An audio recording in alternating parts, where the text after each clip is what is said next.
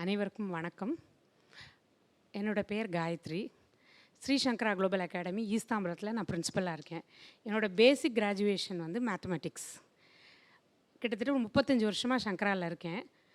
இப்போ ஒரு 10 வருஷமாக பிரின்சிபலாக இருக்கேன். அதுக்கு முன்னாடி PGT maths 11th 12th math classes எடுத்திருக்கேன். நிறையா என்கிட்ட படித்த குழந்தைங்கள்லாம் Tambaram area in and around எங்கே போனாலும் இது. ஒரு நாள் வந்து ரீசெண்டாக 22ல் ஐ லாஸ்ட் மை ஹஸ்பண்ட். எனக்கு 2 பசங்க. பெரியவன் என் கூட இருக்கிறான், சின்னவன் யூஎஸில் ஒர்க் பண்ணிகிட்ருக்கான். ரொம்ப ஐ வாஸ் டிப்ரெஸ்டு. என்னால் அதுலேருந்து வெளில வரவே முடியல. இவங்க வந்து என்னோடய நண்பர், தோழி. இவங்க ஊரப்பாக்கம் சங்கரா குளோபலில் பிரின்சிபலாக இருக்காங்க. எதேச்சும் ஒரு நாள் பேசிகிட்டு இருக்கும்போது மாதிரி ஏதாவது டைவர்ட் பண்ணணும், திருப்பி திருப்பி அதையே நினச்சி அழுதுட்டு இருக்கிறதுனால டைவர்ட் பண்ணணும்னு கேஷுவலாக பேசி 2 பேருக்கும் தமிழில் ஆர்வம் இருக்குங்கிறத கண்டுபிடிச்சின்னு தமிழ் சேருவோன்னு எம்ஏ தமிழ் லிட்ரேச்சர் சேர்ந்தோம். ஃபஸ்ட்டு செமஸ்டர் படிக்கும்போது அது எழுத்ததிகாரம், சொல்லதிகாரம், பொருளதிகாரத்தில் எழுத்ததிகாரம் இருந்தது தொல்காப்பியத்தில். அது படிச்சிட்டோம். அப்படி இது பண்ணும்போது சில டாபிக்ஸ் எல்லாம் ரொம்ப ஃபாலோ பண்ண முடியல, கஷ்டமாக இருந்தது. கிராமர், அது நேர்த்தேமா, அந்த உங்களுக்கு தெரியுமே அந்த வாய்ப்பாடுகள் எல்லாமே இருந்தது. அப்போ எதேச்சும் அப்படியே யூடியூப் சேனல்ஸை நாங்கள் ஒரு பர்டிகுலர் டாபிக் புரியலன்னு சொல்லி போடும்போது நம்ம சாரோட யூடியூப் சேனலில் வி ஹேப்பன் டு சி.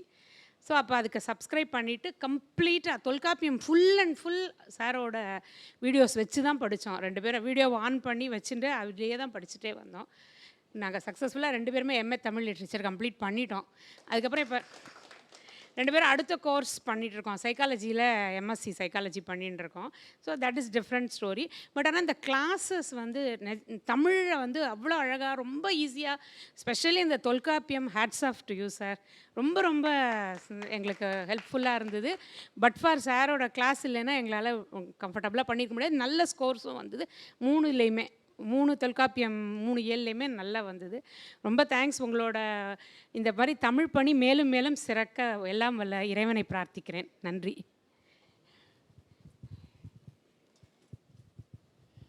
எல்லாருக்கும் வணக்கம். சின்ன குழந்தைகளோட பேசியே எனக்கு குழந்தைகள்கிட்ட பேசுகிற மாதிரி தான் வரும். அந்த மாதிரி ஏதாவது சொன்னால் என்னை விட வயசில் பெரியவாளாக இருக்கிறவா தயவுசெய்து மன்னிச்சுக்கோங்க. ஆக்சுவலாக சொல்லணுன்னா மேடம் சொன்ன மாதிரி ஏதோ ஒன்று பண்ணணும் அப்படிங்கிறதுனால எம்ஏ தமிழ் சூஸ் பண்ணுறதுக்கும் ஒரு ரீசன் இருக்குது. எனக்கு வந்து நிஜமாகவே தமிழ் மேலே வந்து தீரா காதல் அப்படின்னு தான் சொல்வேன். 12ஆம் கிளாஸ் படிக்கும்போது ஸ்கூல் புக்ஸை படித்ததை விட பொன்னியின் செல்வன் படித்து, நானும் இன்னொரு பொண்ணும் படித்து எங்கள் அப்பா கிட்ட பர்மிஷன் படிச்சுடுவேன் டாடி, மார்க் வாங்கிடுவேன், ஆனால் எனக்கு டெய்லி ½ நான் வந்து இதை படிக்கணும். பொன்னியின் செல்வனை படித்து தீர்த்து வந்தியத்தேவன் மேலே நிஜமாகவே அடுத்த தீரா காதல் அந்த கேரக்டர் மேலே. சுவாமிகிட்ட டெய்லி வேண்டிப்பேன், எனக்கு வந்து வந்தியத்தேவன் மாதிரியே ஆத்துக்காரர் வரணும்னு. குந்தவைக்கு போட்டி. ஆனால் என்ன, நானும் குந்தவை தான். ஏன்னா எங்காத்துக்காரரும் வந்தியத்தேவனோட அதே கேரக்டர் தான். அதை விட ரொம்ப மோசமாக அட்டகாசம் பண்ணிட்டு இருப்பார். நிஜமாகவே அது ரொம்ப ரொம்ப ரசித்து படித்த காலங்கள். கல்யாணம் ஆனப்புறம் அந்த இடங்களுக்கெல்லாம் பழையாறை, இப்போ இருக்கிற எந்தெந்த இடமோ அந்த வானதி இருக்கிற ஊருக்கெல்லாம் போய் பார்த்துட்டு வந்தோம் 2 பேரும். அங்கே போனோடனே நான் சொன்னேன், எனக்கு நிஜமாகவே அந்த குழம்படி சத்தம் கேட்குற மாதிரி ஃபீல் இருக்குது அப்படின்னு. அவ்வளோ பிடிக்கும் தமிழ். ஆனால் கிராமரை கண்டா பயம், நிஜமாகவே ரொம்ப பயம். தமிழில் என்ன கொடுத்தாலும் பிழை இல்லாமல் எழுத முடியும், பிழையை திருத்த முடியும், எல்லாமே செய்ய முடியும். ஆனால் கிராமர் பயம். நிஜமாகவே சொல்கிறேன், சார் இருக்காருங்கிறதுக்கு வேண்டி நான் சொல்லலை. இந்த நேர்த்தேமா, நிறநேர் பொழில் அது இல்லை.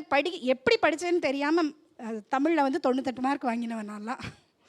பட் அந்த கிளாஸ் படித்தப்புறம் தோணித்து, நம்ம இனிமேல் தமிழ் கிளாஸ்ன்னு யாருமே நமக்கு கொடுக்கறதுக்கு சான்ஸ் இல்லை. ஆனாலும் வருந்தி பிடிச்சு போய் பசங்களுக்கு தமிழை இப்படித்தான், இது இவ்வளோ ஈஸி, கஷ்டப்பட வேண்டாம் அப்படின்னு தைரியமாக சொல்லிக் கொடுக்க முடியும் அப்படிங்கிற கான்ஃபிடென்ஸ் இந்த கிளாஸ்னால் வந்தது.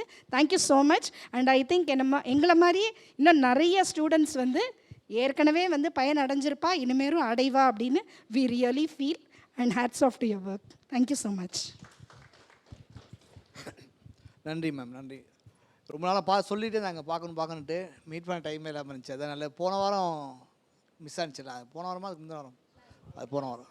அப்போ அவங்க சொல்லிட்டேன் வாங்கன்ட்டேன். அதுக்கப்புறம் தான் நான் வந்துச்சு, நல்ல பேர் அவங்களே கால் பண்ணாங்க. வந்து எப்பயும் போல் லைப்ரரி சுற்றி பார்த்து தான் போயிருந்துருப்பாங்க.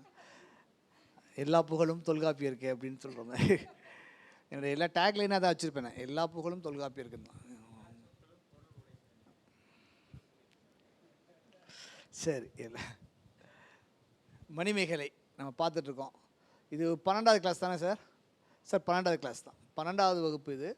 நம்ம ஆல்ரெடி வந்து ஒரு ஒரு சிலர் வந்து 2-3 கதைகள் நடத்தி ஓரளவு அவங்க டைம் டேபிள் அப்படியே நம்ம ஃபாலோ பண்ணி ஒரு 12 இயல் வந்துட்டோம். இப்போ இன்னைக்கு என்ன பார்க்க போகிறோன்னா 10, 11 11, 12 பாத்திரம் பெற்ற காதை,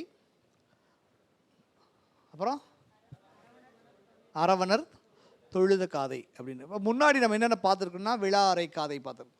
விழா அறை காதைனா என்னது? இந்திர விழாவை எப்படி செம்மரசை நடத்தணும் அப்படின்றதுக்கான ஒரு விஷுவல் ட்ரீட்மெண்ட் தான் அந்த விழாவறை காதை. அதை பற்றி நம்ம நிறையா பேசியிருப்போம். இப்போ நிறைய நம்ம கிளாஸ் பற்றி அது என்னது ஃபேஸ்புக்கு மற்ற சோசியல் மீடியா எழுத ஆரம்பிச்சிட்டாங்க எல்லாம். அவங்க நம்ம எழுதின கண்டென்ட் அவங்க வாங்கி வேறு எங்கெங்கேயும் இருக்காங்க, அதை வாங்கி அப்படியே உட்காந்து கட்டுரை மாதிரி எழுதி ஃபேஸ்புக் அங்கங்கெல்லாம் போடுறாங்க. ரொம்ப பார்க்க ரொம்ப சந்தோஷமாக இருந்துச்சு. சரி, தமிழ் அப்படியே நம்ம என்ன நினைக்கிறோமோ அது நோக்கி போகுது இல்லை, எப்படியாவது கொண்டு போய் இந்த இலக்கியங்களை இந்த இயக்குநர்கள், மாணவர்கள், டீச்சர்கள் எல்லாத்தையும் போய் சேர்க்கணுன்றதான் நம்மளுடைய ஆசை. அதுக்கான வாய்ப்பை வந்து கரெக்டாக போயிட்டுருக்கு. ரொம்ப சந்தோஷமாக இருக்குது சார். போட்டுறேன். அவங்க இருக்காங்க, அந்த மேம் ஒருத்தவங்க புதுக்கோட்டையிலேருந்து உட்காந்து இங்கே எழுதிட்டு இருக்காங்க. ரொம்ப நல்லது. அவங்க இது போலீஸ் டிபார்ட்மெண்ட் போலக்கு அவங்க எழுதுகிறாங்க. அவங்களே நிறைய இந்த ஏஐயில் நிறைய பிக்சர்ஸ் ரெடி பண்ணி கொடுத்துருக்காங்க. நான் மறந்துட்டேன், டைம் இல்லைன்றக்காக. எனக்கு தெரியும் உங்களுக்கு காலையில் ஒரு ப்ரோக்ராம், இப்போ ஒரு ப்ரோக்ராமு, இன்னைக்கு நைட்டு மறுபடியும் திருச்சி, 2 நாள் கழித்து வந்தால் மறுபடியும் எலெக்ஷன் டியூட்டி, மறுபடியும் எக்ஸாம் டியூட்டி, அப்படியே கண்டினியூவாக ஓடிட்டே இருக்குது. இது இல்லாமல் அப்புறம் ஊர் அலர்காதை, விழா அறை காதைன்னு நடக்குது. ஒரு பெரிய ஃபங்க்ஷன் நடக்குது. அந்த ஃபங்க்ஷனில் யாரும் வரல. அங்கே மெயின் டான்சஸான மணிமேகலையும் மாதவியும் வரல. அதை பற்றி ஊரே வந்து திட்டுறாங்கன்ற விஷயம் தெரிஞ்சுக்கிறாங்க. அந்த மாதவியோட அம்மா பேர் என்ன, சித்ராபதி, என்ன பண்ணுறாங்க, நீ போய் அவங்கள போய் சொல்லு, ஊரை திட்டிகிட்டு இருக்காங்க, ஒழுங்காக ஃபங்க்ஷனுக்கு வர சொல்கிறேன்னு சொல்லி அனுப்புகிறாங்க. உடனே அவள் ஃப்ரெண்டு வந்து சித்ராபதி வந்து இவள்கிட்ட யார்கிட்ட போகிறா, மாதவிகிட்ட போய் சொல்கிறா, ஏய் உனக்கு கூப்பிட்றாங்கடி வாடினா. நாங்கள் வரமாட்டேன், நான் வந்து புத்த மத கருத்துக்களை இது ஏற்றுக்கொண்டாலும் இனிமேல் வர முடியாதுன்னு சொல்கிறாங்க. அந்த விஷயங்கள் வந்து ஊர் அலர் காதை, ஊர் அலர் உரைத்த காதை. அந்த அலர் என்ற வார்த்தைக்கு மலருடைய முன்னாடி ஸ்டேஜஸ்ஸு, அது அலருது அப்படின்னு சொல்லி அவங்க ஒரு கட்டுரை எழுதியிருக்காங்க. இப்போ நிறைய பேர் என்ன பண்ணாங்கன்னா ஹிஸ்டாரிக்கலாக நிறைய கேள்வி கேட்குறாங்க. இப்போ இங்கே இந்த இடத்துல வந்து சம்பாதின்னு சொல்லவே இல்லையே, ஆனால் ஏன் சம்பாதின்னு குறிப்பிட்றாங்க அப்படின்ற நிறையா ஆய்வுக்களங்கள் உருவாகிறது ரொம்ப சந்தோஷமாக இருந்துச்சு. நான் பெரும்பாலும் அந்த மாதிரியான ஏரியாக்களில் போக மாட்டேன். சரி, ஒவ்வொருத்தவங்களுக்கும் ஒரு படைப்பு என்பது அவங்கவுங்களுக்கு ஒரு ஒரு விஷயத்தை உருவாக்குறதா நல்ல படைப்பாக இருக்கும்.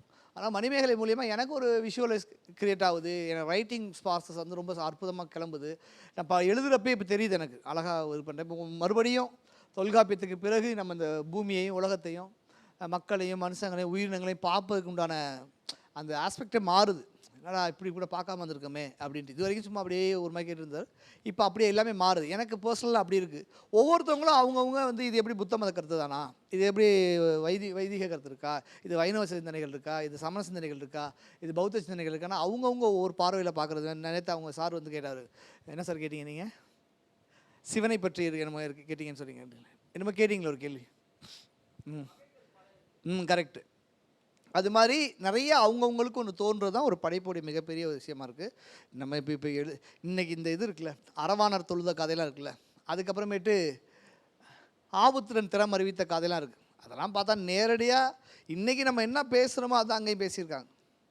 இன்றைக்கி நம்ம நம்மளை பற்றி இல்லை நம்ம சார்ந்த ஒரு மதத்தை பற்றி நம்ம சார்ந்த ஒரு விஷயத்தை பற்றி யாராவது ஒருத்தவங்க கேவலமாக பேசுகிறாங்கன்னு வச்சுக்கோங்களேன், நம்ம என்ன கவுண்டர் கொடுப்போம், அவங்க என்ன கவுண்டர் கொடுப்பாங்கன்னு இருக்குல்ல, அது ஹிஸ்டாரிக்கலாக கொடுத்துருக்காங்க.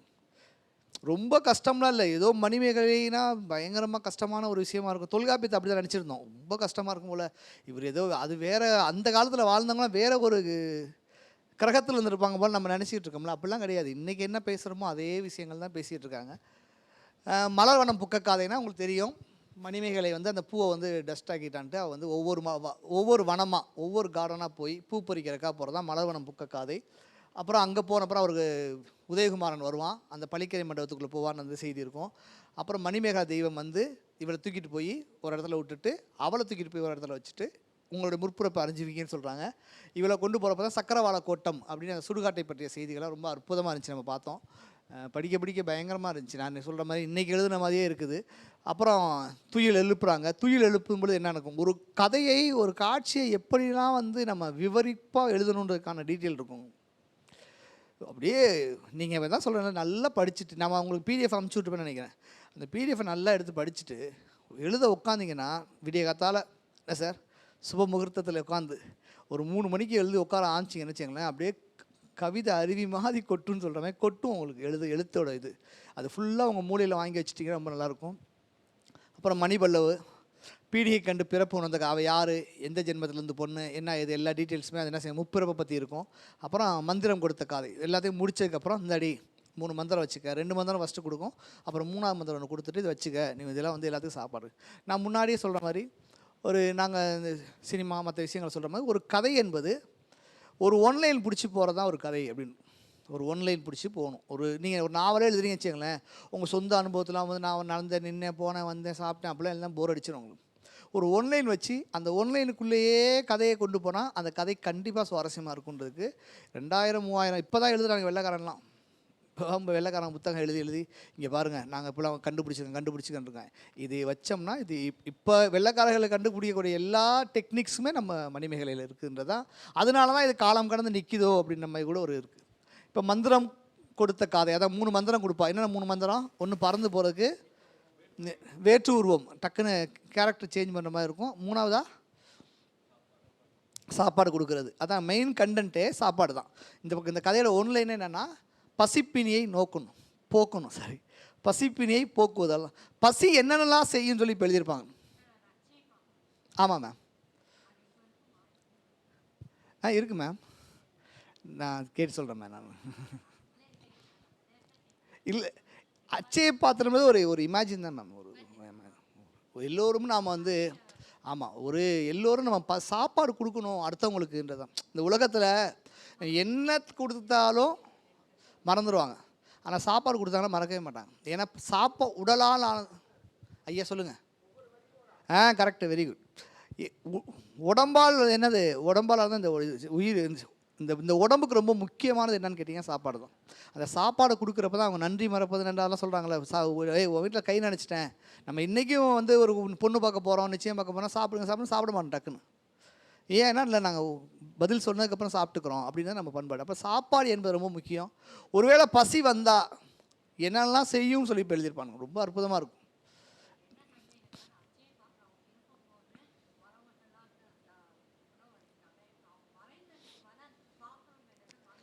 அந்த பாத்திரம் எங்கே இருக்குது, இந்த கார் வந்து எங்கே இருக்குது அப்படின்னு. ஆமாம். இல்லை அதுதான். இப்போ இந்த அம்மா பேர்னா மணிமேகலைக்கு முன்னாடி இந்த பாத்திரத்தை யார் வச்சுருந்தா அப்படின்னா ஒருத்தன் வச்சுருப்பான், ஆபுத்திரன். அப்போ ஆபுத்திரன் கதையை சொல்லிவிட்டு அவன் கையிலேருந்து இந்த பாத்திரம் ஏன் போணுச்சு வெளியே, இப்போ ஏன் இவளுக்கு கிடச்சிச்சின்ற செய்தி இங்கே இருக்கும். ஒருவேளை நீங்கள் சொல்கிற மாதிரி இப்போ மறுபடியும் நீங்களே போய் இந்த மலையெல்லாம் ஏறி போனீங்க, உங்களுக்கு அந்த பாத்திரம் கிடைக்குமா என்னன்றது எனக்கு தெரில. கிடச்சிச்சு. பாத்திரம் என்பது ஒரு ஒரு உருவகம் தான். நம்ம வீட்டில் இருக்குல்ல அது அச்சய பாத்திரம் தான். உங்கள் கையில் இருக்குல்ல பர்ஸு, அது அச்சய பாத்திரம் தான்.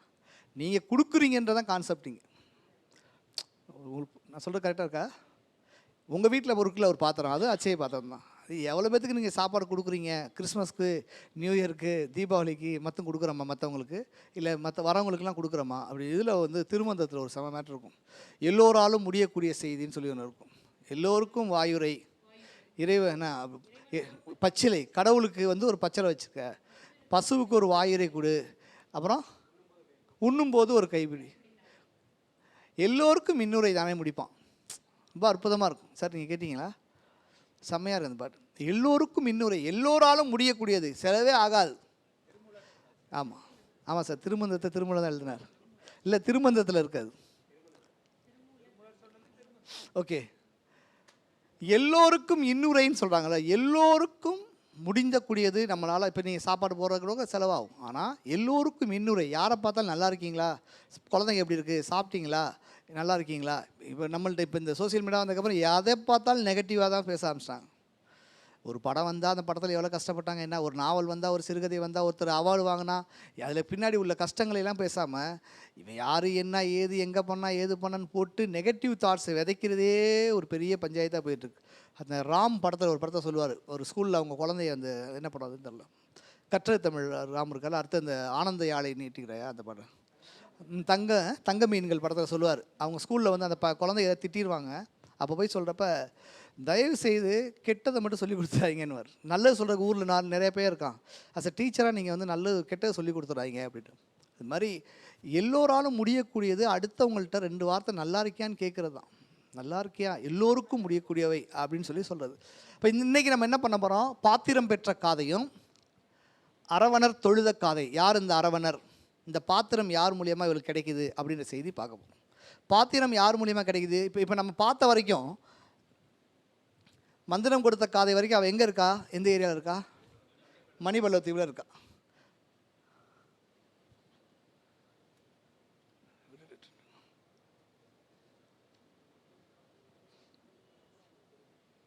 ஓகே, மணிபல்லவத்தீவில் இருக்கிறா. அப்போ தீவதிலகை அப்படின்னு ஒரு பெண் தெய்வம் ஒன்று. யார் அந்த தீவதிலகை அப்படின்னு, என்ன சார் கரெக்டா, வேற ஒன்றும் இல்லை. சரி, தீவதிலகை அப்படின்னு ஒருத்தர் தோன்றி யார் அப்படின்னா அவள் தான் அந்த கார்டனை வந்து பாதுகாத்துக்கிட்டு இருக்கா. அங்கே ஒரு கேரக்டர் உருவாக்கலாம், ஒரு தீவதிலகை ஒரு கேரக்டர் ஓப்பன் பண்ணி, ஆமாம் இங்கே வா, யார் நீ இந்த ஏரியாவில் ஏன் நின்றுட்டுருக்க அப்படி கேட்பாமா இல்லையா. நம்ம ஏரியாவுக்குள்ள யாராக வந்தால் யார் பையன் இங்கே சுற்றிட்டு இருக்க அப்படின்னு கேட்பாமா இல்லையா. அது மாதிரி நீ யார் அப்படின்னு கேட்குறான். அவள் அப்போ தான் என்ன பண்ணியிருக்கா, மணிமேகலை பழசை தெரிஞ்சிருக்கா. முன் ஜென்மத்தில் அவள் யார், அவங்க வீட்டுக்கார் யார், அப்போ இருந்த வீட்டுக்கார் இப்போ யார், எல்லா விஷயத்தையும் தெரிஞ்சிட்டா. தன்னுடைய அம்மா யார், தன்னுடைய தங்கை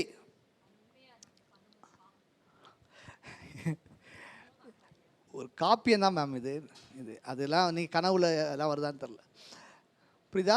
தன்னுடைய முற்பிறப்பில் நான் யார், இன்றைக்கி இருக்கக்கூடிய அம்மா எனக்கு போன ஜென்மத்தில் யார், இன்றைக்கி இருக்கக்கூடிய என் ஃப்ரெண்டு போன ஜென்மத்தில் எனக்கு யார், அவங்க எல்லா செய்தியும் தெரிஞ்சிட்டு இருக்கா.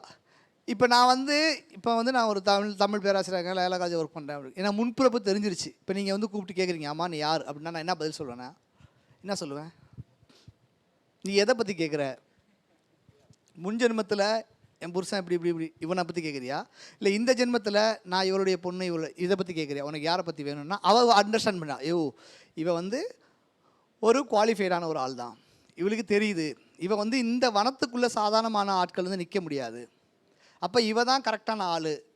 இவங்க கேட்ட மாதிரி இந்த அச்சய பாத்திரத்தை உள்ளே கிடக்குது, அது வருஷத்தில் ஒரு நாள் ஏதோ ஒரு டைமில் வந்து ஒரு டைம் போடுறாங்க, அது அந்த நட்சத்திரம்லாம் நம்மளுக்கு தெரியாதனால அதை பற்றி இருக்குது. அன்னைக்கு வந்து இந்த பாத்திரம் வந்து மேலே வரும், இன்றைக்கி தாண்டி அந்த டேட்டு, வா உன் கையில் தான் கொடுக்க போகிறாங்கன்னு சொல்லி போய் அந்த பாத்திரத்தை எடுத்து கொடுக்குறான். பாத்திரம் எடுத்து கொடுத்ததுக்கப்புறம் இந்த பாத்திரம் முன்னாடி யார்கிட்ட இருந்துச்சு, அவனுடைய ஹிஸ்ட்ரி என்ன, அதை பற்றி நீ அரவணர்கிட்ட போய் தெரிஞ்சுக்க அப்படின்னு சொல்லிட்டு கட் பண்ணிட்டு அவள் கிளம்பி போயிடும்.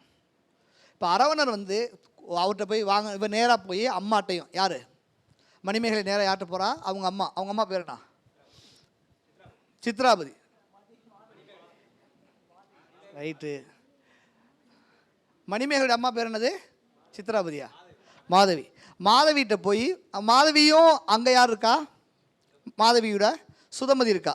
இப்போ இவங்க தீவதிலை, இப்போ நான் தான் மணிமேகலை வச்சுக்கோங்க, இவர் தான் தீவதிலகைன்னு வச்சுக்கோங்க. 2 பேரும் பேசிகிட்டு இருக்கப்ப அப்படியே கேமரா கட் பண்ணி அங்கே போகிறாரு, என் பிள்ளை என்ன வரலையே, கார்காலம் வந்துருச்சு, மழை வர போகுது, இல்லை அவள் சொன்ன 7ஆம் நாள் நெய்யோட முடிய போகுது, இன்னும் ஏன் வரல அப்படின்னு என்ன செய்கிறா, அங்கே கேமரா எடுத்துகிட்டு போய் அங்கே போய் வைக்கிறப்ப டக்குன்னு இவள் பறந்து போய் நேராக அங்கே போய் நிற்கிறா. அம்மா வந்துட்டம்மா, நீ போன ஜென்மத்தில் யார் தெரியுமா, வா இல்லையா பேசிட்டு, சரி வா நம்ம போய் அரவணர்கிட்ட போய் என்ன நடந்துச்சுன்னு மறுபடியும் கேட்கலாம் அப்படின்னு கெட் பண்ணி போகிறாங்க. அதுதான் அரவணர் தொழுத காதை. அரவணரை தொழுதுறாங்க. தொழுததுக்கு பிறகு தான் அவர் சொல்கிறாரு, இந்த பாத்திரம் யாரிடம் இருந்தது தெரியுமா அப்படின்னு சொல்லி ஒரு பயங்கரமான ஒரு கதையை ஓப்பன் பண்ணுறாரு.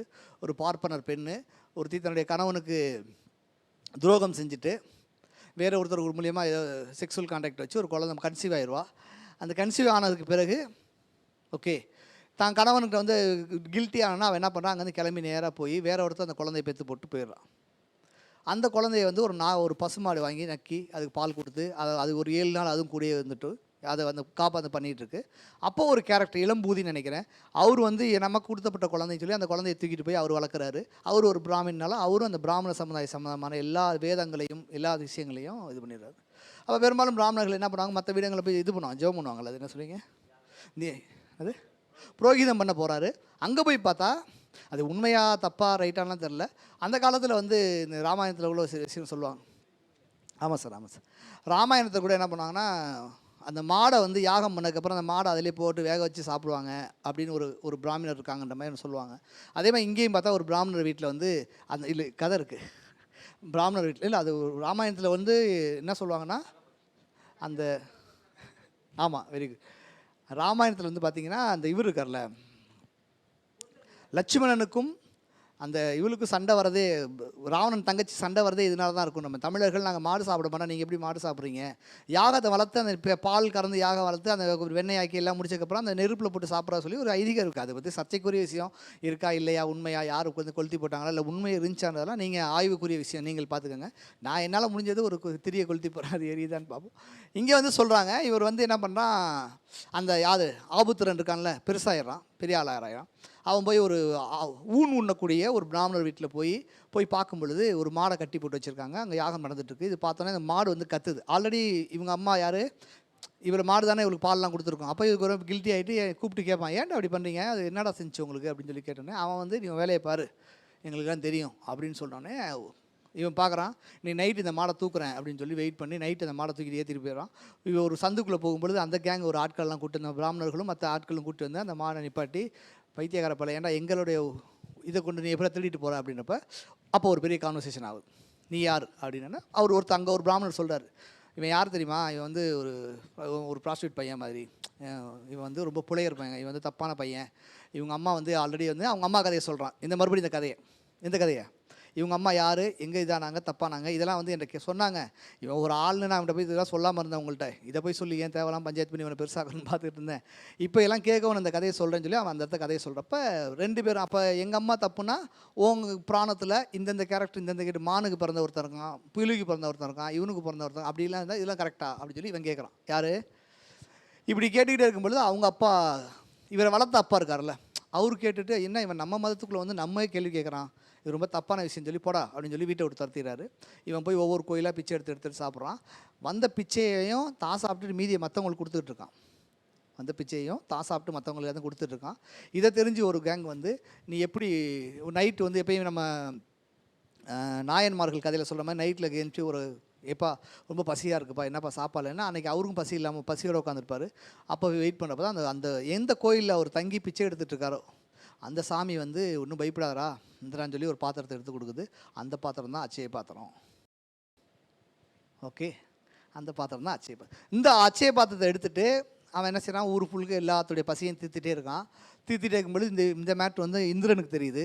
ஆகா சூப்பராக ஒருத்தன் நல்லா இது பண்ணான்னு சொல்லிட்டு அவர் இறங்கி வந்து, உனக்கு வந்து நான் ஒரு கிஃப்ட் கொடுக்குறேன், நீ வந்து பெஸ்ட்டாக சூப்பராக எல்லாம் ஒர்க் பண்ணிகிட்டு இருக்க, உனக்கு ஒரு கிஃப்ட் கொடுக்குறேன், என்ன வேணும் கிஃப்ட்டு அப்படின்னு சொல்லி கேட்குறாரு. அவன் வந்து அந்த செருக்கில் இருக்கான். நம்ம தான் எல்லாத்துக்கும் சாப்பாடு போடுறோம்ல, நம்ம பார்த்துருக்கீங்களா, ஒரு 10 ரூபா எடுத்து பேக்கெட்லேருந்து யாரையா கொடுத்தா நமக்கு அப்படியே ஒரு மாதிரி கெத்தாக இருக்கும். என்ன ஓ 10 ரூபாயா சரி இந்த அப்படி கொடுக்குறப்போ ஒரு மாதிரி இருக்கும்ல, அது பெரிய போதை. அது அந்த போதையை வந்து தான் கடன் கேட்குறப்ப அதை விட ஒரு கேவலமாக இருக்கும். போய் கடன் கேட்குறதுன்றது எவ்வளோக்கு எவ்வளோ ரொம்ப கஷ்டமாக இருக்குமோ அதை தான் திருவள்ளுவர் ரொம்ப அழகாக சொன்னார். கேட்குறது ரொம்ப கேவலம், அதை விட இல்லைன்னு சொல்ல ரொம்ப கேவலம் அப்படின்னு சொல்லியிருப்பார். அதுபோல் வந்து இவன் என்ன பண்ணால் ரொம்ப கெத்தாக வந்து, நீங்கள் உனக்கு என்ன வேணும், உன் இந்திரலோகத்தில் இருக்கக்கூடிய எவனுக்கு என்ன இருக்குது, ஒன்றும் கிடையாது, பெரிய ஆள்லாம் கிடையாது, நான் தான் பெரிய ஆள். மாதிரி ஏதோ 2 வருஷத்துக்கு கான்வர்சேஷன் ஆகுது. அவர் கடுப்பாக என்ன பண்ணுறாரு, மதுரையில் வந்துடுறான். அவன் அங்கேருந்து வந்து மதுரைக்கு வந்தான். மதுரையில் தான் அந்த கதை நடக்குது. உடனே மதுரையில் மறுபடியும் அவர் இப்படி செய்கிறாரு. உடனே தண்ணி வந்து பயங்கரமாக வந்து வெள்ளம் வந்து தண்ணி வந்து எல்லா செடி கொடிகளும் பயங்கரமாக வளர்ந்து பசியே அங்கெல்லாம் போயிடுச்சு. ஓகே, இப்போ என்னாச்சு, இவன் பாத்திரத்தை வச்சா வேஸ்ட்டாக போச்சு. யார்ட்ட எங்கள் சோறு வேணும் லூசாடா அப்படின்னு சொல்லி இது பண்ணிடுங்க. ஒரு சாப்பாடுலாம் வந்ததுக்கப்புறம் அந்த ஏரியா என்ன ஆகும் அப்படின்னு ஒன்று வச்சுருக்கேன். சூப்பராக இருக்கும், அதெல்லாம் சினிமா மாதிரியாக இருக்கும். இப்போ காசு வந்துருச்சு, ஒரு சீன் எழுதணும், என்ன எழுதணும், உடனே பார்த்தா ஒரு அந்த இளவந்திகை மண்டபம்லாம் இருக்கும்ல, அந்த மண்டபங்களில் பார்த்தீங்கன்னா எல்லாம் சரக்கு போட ஆரம்பிச்சிட்டாங்க, எல்லாம் பெண்களை கூட்டு வந்து இது பண்ண ஆரம்பிச்சிட்டாங்க. பயங்கரமாக வந்து காசை வச்சுட்டு விலை மாதர்களை கூப்பிட்டு இப்படிலாம் காசு அதிகம் வந்துச்சு, விளைச்சல் அதிகம் வந்தால் என்ன மனுஷங்களோட புத்தி, நமக்கே ஒரு 1000 ரூபாய்க்கு எக்ஸ்ட்ரா சம்பளம் வந்துருச்சுன்னா எவனா எக்ஸ்ட்ரா காசு போட்டுவிட்டா நமக்கு ஒரு மாதிரி இருக்குல்ல, அந்த மாதிரியான விஷயங்களை அப்பயே சொல்லியிருப்பார். இப்படி எல்லாமே கேளிக்கைகளில் இருக்கும் பொழுது சோறு வேணுமான்னு கேட்டால், என்னடா நாங்கள் என்ன மாதிரி மூடில் இருக்கோம், நீ என்ன சோறு கூட வந்திருக்கேன் போடா அப்படின்னு சொல்லி துரத்துறாங்க. அப்போ ரொம்ப வெக்ஸாகி இவன் என்னடா பண்ணுறது இந்த பாத்திரத்தை வச்சுட்டு அப்படின்றப்போ ஒரு கேங் வந்து கப்பல்லேருந்து இறங்கி வந்து, இப்போ அங்கே ஒரு மணிபல்லவ தீவுன்னு ஒரு தீவு இருக்குது, அங்கே வந்து சோத்துக்கெல்லாம் கஷ்டப்படுறாங்க, நீ வேணால் போய் அங்கே வேணால் ட்ரை பண்ணு, நாங்கள் இப்போ அங்கே தான் வரோம், அங்கேருந்து தான் வரோம், கப்பல்லேருந்து அங்கேருந்து வந்தவங்க அவங்க சொல்லுவாங்க அங்கேருந்து தான் வரோம், நீ வேணால் சாப்பாடை கொண்டு போய் அங்கே கொடு அப்படின்னா ரொம்ப ஹாப்பி ஆகிட்டு அங்கேருந்து மணிப்பல்லவ தீவு அங்கேருந்து தான் வராங்க, வந்துருக்கு அங்கே ரொம்ப கஷ்டமாக இருக்காங்க அப்படின்னு சொல்லிட்டு இது பண்ணுறாங்க. அப்போ மணிவல்லவ தீவுக்கு என்ன பண்ணுறான், கப்பலில் ஏறி போகிறான். மணிவல்லவ தீவில் வந்து வண்டி வேறு ஊராக அங்கே வந்து வண்டி நிற்கிது. உடனே கப்பலில் இறங்கி போய் உள்ள ஊரை சுற்றி பார்க்கலான்னு சொல்லி அந்த தீவை சுற்றி பார்க்கலாம் உள்ளே போவான். உள்ளே போகும் பொழுது பார்த்திங்கன்னா அந்த மாலுமி இருக்கான்ல மீகாமன், அந்த என்ன பண்ணோம், ஆள் எல்லாம் வந்துட்டாங்க. நம்ம அடிக்கடி இந்த இங்கேருந்து திருச்சி போகிற விழுப்புரத்துலாம் இறங்கி போனோம்னா பஸ் எடுத்துகிட்டு போயிடுவாங்க இல்லை, அந்த மாதிரி அவர் கப்பல் எடுத்துகிட்டு போயிடுற. அப்படி இவர் என்னடா பண்ணுறதுன்னு தெரியாமல் அங்கேயே சுற்றிட்டு ஐயோ அப்படின்னு பார்க்க அந்த பாத்திரம் இருக்குது. பாத்திரம் ஆளும் இல்லை, அங்கேயாவது வேணா இருந்தானுங்க, இங்கே ஆள் இல்லை, ஒன்றும் இல்லை. இந்த பாத்திரத்தை என்ன ஆச்சுன்னு சொல்லி அவர் தூக்கி என்ன செய்கிறாரு, அந்த பொய்கையில் தூக்கி போட்டு போயிடுறாரு. அந்த பொய்கையில் தான் இப்போ போய் பாத்திரம் எடுக்கிறான்றது தான் கதையாக இருக்கும். புரிஞ்சா? ஓரளவு புரிஞ்சிச்சா? சரி. கன்னித்தீவு மாதிரி எல்லாம் இல்லை சார், நான் தான் சொல்கிறேன்னே. அதுக்கு நான் இது நிறைய இலக்கியங்கள் நம்ம வாசிக்கிறோம்ல, நான் முன்னாடி சொன்ன மாதிரி கலிங்கத்து பண்ணி மணிமே இப்படி நிறைய இலக்கியங்கள் வாசிக்கும் பொழுது அந்த நாட்டு எங்கே வந்து பிடிச்சா நமக்கு பயங்கர இம்ப்ரெஸ்ஸாக இருக்கும். என்னடா இந்த இது எப்போ எடுத்து எழுதுனா, இந்த சீன் எப்படி எழுதுனான்னு யோசிச்சுட்டே இருக்கும்.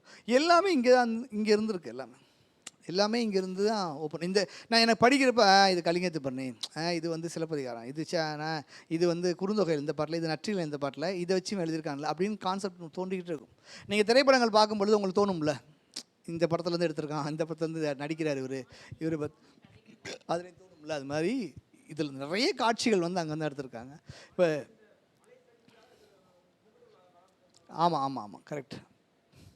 ஓகே, இப்போ நம்ம பார்க்க போகிறது வந்து பாத்திரம் பெற்ற காதை அப்படி தான் பார்க்க போகிறோம். அவன் நான் சொன்ன மாதிரி தீவதிலகை ஐயா, தீவதிலகை தோன்றுதல்.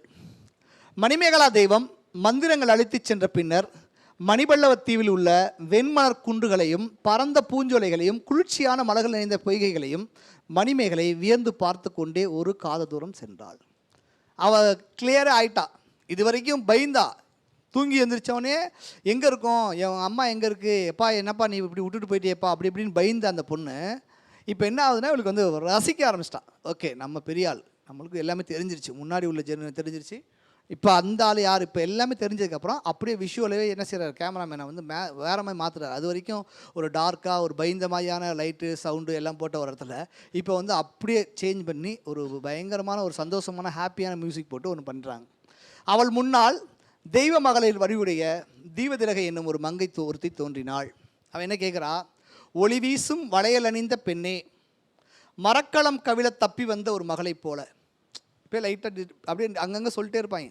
மரக்களம் கவிழ அங்கேருந்து தப்பி வந்த ஒரு பொண்ணு மாதிரி, ஒரு பையன் மாதிரி கூட சொல்ல, பையன் கூட கொஞ்சம் கான்ஃபிடென்ட்டாக இருப்பான், பொண்ணு பயந்துருந்த மாதிரி. அது மாதிரி இந்த போலன்னு தான் உங்களுக்கு தெரியும். ஓமை மரக்களம் கவிழ தப்பி வந்த ஒரு மகளை போல.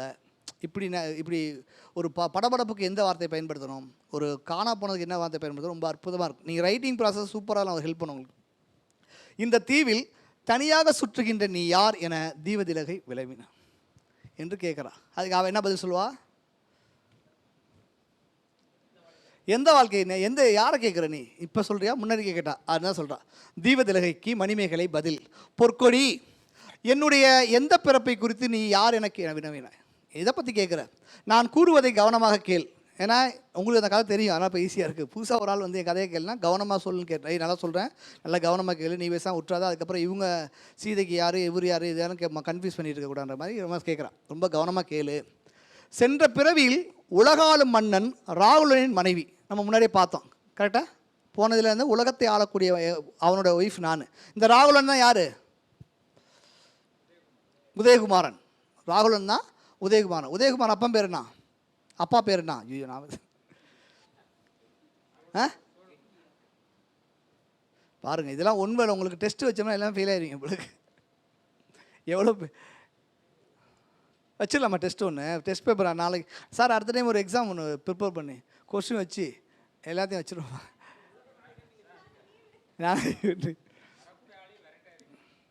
டிக் அடிச்சு உங்களுக்கு ரீகால் பண்ணுறதுக்கு தான் அதெல்லாம்.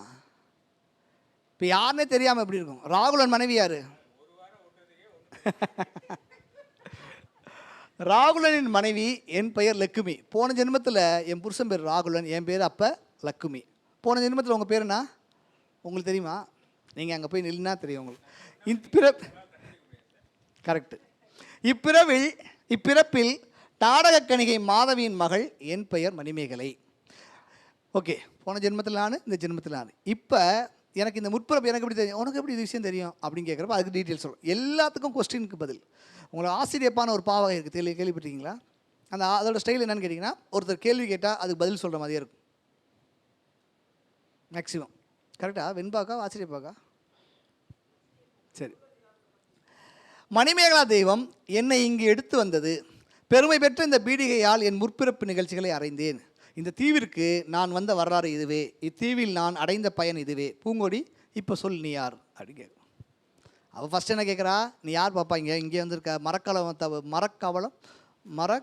மரக்களம் கப்பல் வந்து கவுந்து வச்சு ஒரே ஒரு பொண்ணு மட்டும் தப்பிச்சு வந்த மாதிரி பாபான்னு முடிச்சுட்டு இருக்கேன், நீ யார் அப்படின்னு கேட்குறப்ப என்னன்னு கேட்குற அப்படின்ற. அப்போ அவள் என்ன செய்கிறா, நான் யார் தெரியுமா அப்படின்னு அவள் சொல்லுவான். யார் அவ? தீவ திலகை. மணிமேகலை தன் முற்பிறப்பு நிகழ்ச்சிகளை அறிந்தவள் என்று அவர் இயல்பை உணர்ந்த தேவதிலகை செவ்வனம் கூறுகிறாள். அவளுக்கு தெரிஞ்சிருச்சு, ஓ இவ வந்து குவாலிட்டியான ஆள் தான். மணிப்பள்ள தீவிற்கு அப்பால் ரத்தினத்தீவு என்ற ஒரு தீவு உள்ளது. இந்த தீவில் சமந்தம் என்ற மிக உயர்ந்த மலை ஒன்று உண்டு.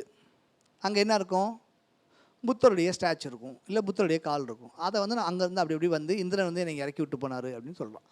அந்த மலையின் உச்சியில், எந்த மலை உச்சி? சமந்தம்ன்ற மலை உச்சியில் அறக்கோட்பாடுகளை உரிமையாக்கிய புத்த தேவனின் இணையடிகள் இருக்கின்றன. புத்தருடைய அந்த கால் பாதங்கள் எங்கே இருக்குது? அவ்வடிகள், அந்த அடிக்கு போய் நீ போய் இப்போ நீங்கள் வேளாங்கண்ணி போகிறீங்க, நாகூருக்கு போகிறீங்க, பழனிக்கு போகிறீங்க, சமயபுரம் போகிறீங்க, எல்லா கோயிலுக்கு எதுக்கு போகிறோம்? சாமியை வந்து நம்மளோட இது பண்ணுறக்காக. அந்த அடிகள் நீங்கள் அந்த மலைக்கு போயிட்டீங்கன்னா பிறவி என்னும் பெருங்கடலை கடக்க வைக்கிறக்கூடிய அறமாகிய மரக்கலம், பிறவின்ற ஒரு கடல் இருக்குது, அதை வந்து கடக்கக்கூடிய ஒரு சின்ன போட்டு அப்படின்னு சொல்கிறோம். ஓகே, ஆதலால் அந்த அடிகளை தொழுது வளம் வந்து இந்த தீவிற்கு நான் வந்தேன். அங்கேருந்து நான் இங்கே வந்து அவர் பூஜிச்சுட்டு நான் இங்கே வந்துட்டேன். இந்திரன் ஏவலால், எனக்கு யார் இங்கே வேலை கொடுத்தா அப்படின்னா, இந்திரனுடைய ஏவலால் அந்நாள் முதல் குற்றமற்ற தோற்றமுடையதும் நன்மை பயப்பதுமான இந்த மணிபீடத்தை காவல் செய்து வருகிறேன். இந்திரன் சொன்னனால அன்னையிலேருந்து இன்றைக்கி வரைக்கும் நான் இந்த என்ன செய்கிறேன், இந்த தீவை, இந்த மணிபீடத்தை நான் தான் வந்து இதுக்கு காடு. இப்போ எங்கள் கிறிஸ்டியன்லாம் வந்து சந்தியாபுரம் சூசியப்பர்னு வச்சுருப்பாங்க, காவல் தெய்வம் மாதிரி ஒரு கத்தியெல்லாம் வச்சுக்கிட்டு ஒரு சாமி குதிரையில் நின்றுட்டு இருக்கும். அவர் தான் இவங்களை காவ காக்கிற மாதிரி. நமக்கு எல்லையம்மன், எல்லையப்பா, நிறைய சாமிகள் இருக்குது. இந்துக்களில் வந்து நிறைய குட்டி குட்டி சிறு தெய்வங்கள் எல்லாமே நம்ம காக்கிற மாதிரி தான் இருக்கும். என் பேர் வந்து தீவதிலகை அப்படின்ற. இப்போ என்ன மேட்ரு, இப்போ இவ கூட்டி இப்போ என்ன கொடுக்கணும், உங்களுக்கு பாத்திரத்தை கொடுக்கணும். கரெக்ட். பீடிகையின் பெருமை சொல்லிவிட்டு, இந்த பீடிகை நான் பாதுகாத்துட்டு வரேன், இந்த பீடிகையோட பெருமை என்னன்னு தெரியுமா அப்படின்னு சொல்லி அவள் பயங்கரமாக சொல்கிறான். அந்த பீடிகை பற்றிய ஃபுல் டீட்டெயில் சொல்கிறான். என்னென்னா, பசிய வளையணிந்த மெல்லியலே, இந்த பீடிகையின் பெருமையை கேட்பாயாக. அது ஃபுல்லாக அந்த பீடிகை, புத்தரை, அவங்க புத்த மத கருத்துக்களை ரொம்ப இதில் நீங்கள் என்ன லேர்ன் பண்ணணும் அப்படின்னா, நீங்கள் ஒரு கான்செப்டில் எப்படியா இருப்பீங்க இந்த உலகத்துக்கு. நீங்கள் ஒரு சிறுகதை எழுத வரீங்கன்னா, இந்த சிறுகதையை யாருக்கு எழுதுகிறோம், நம்ம அடிக்கடி சொல்கிற மாதிரி கொள்வோன் கொள்வகை அறிந்துன்ற மாதிரி யாருக்கு எழுதுகிறோன்றது ரொம்ப முக்கியமாக நம்ம எடுக்கணும். நீங்கள் ஒரு கதை எழுத போகிறீங்க தெரியா, இந்த கதையை வந்து நீங்கள் யாருக்கு எழுத போகிறீங்க? அந்த பாலுமேந்திரட்ட தான் வெற்றிமாறன் வந்து அசிஸ்டண்டாக இருக்கார். பாலுமேந்திரட்ட தான் வெற்றிமாறன் அசிஸ்டண்டாக இருக்கார். வெற்றிமாறன் தனுஷை வச்சு ஒரு படம் எடுக்கிறார்.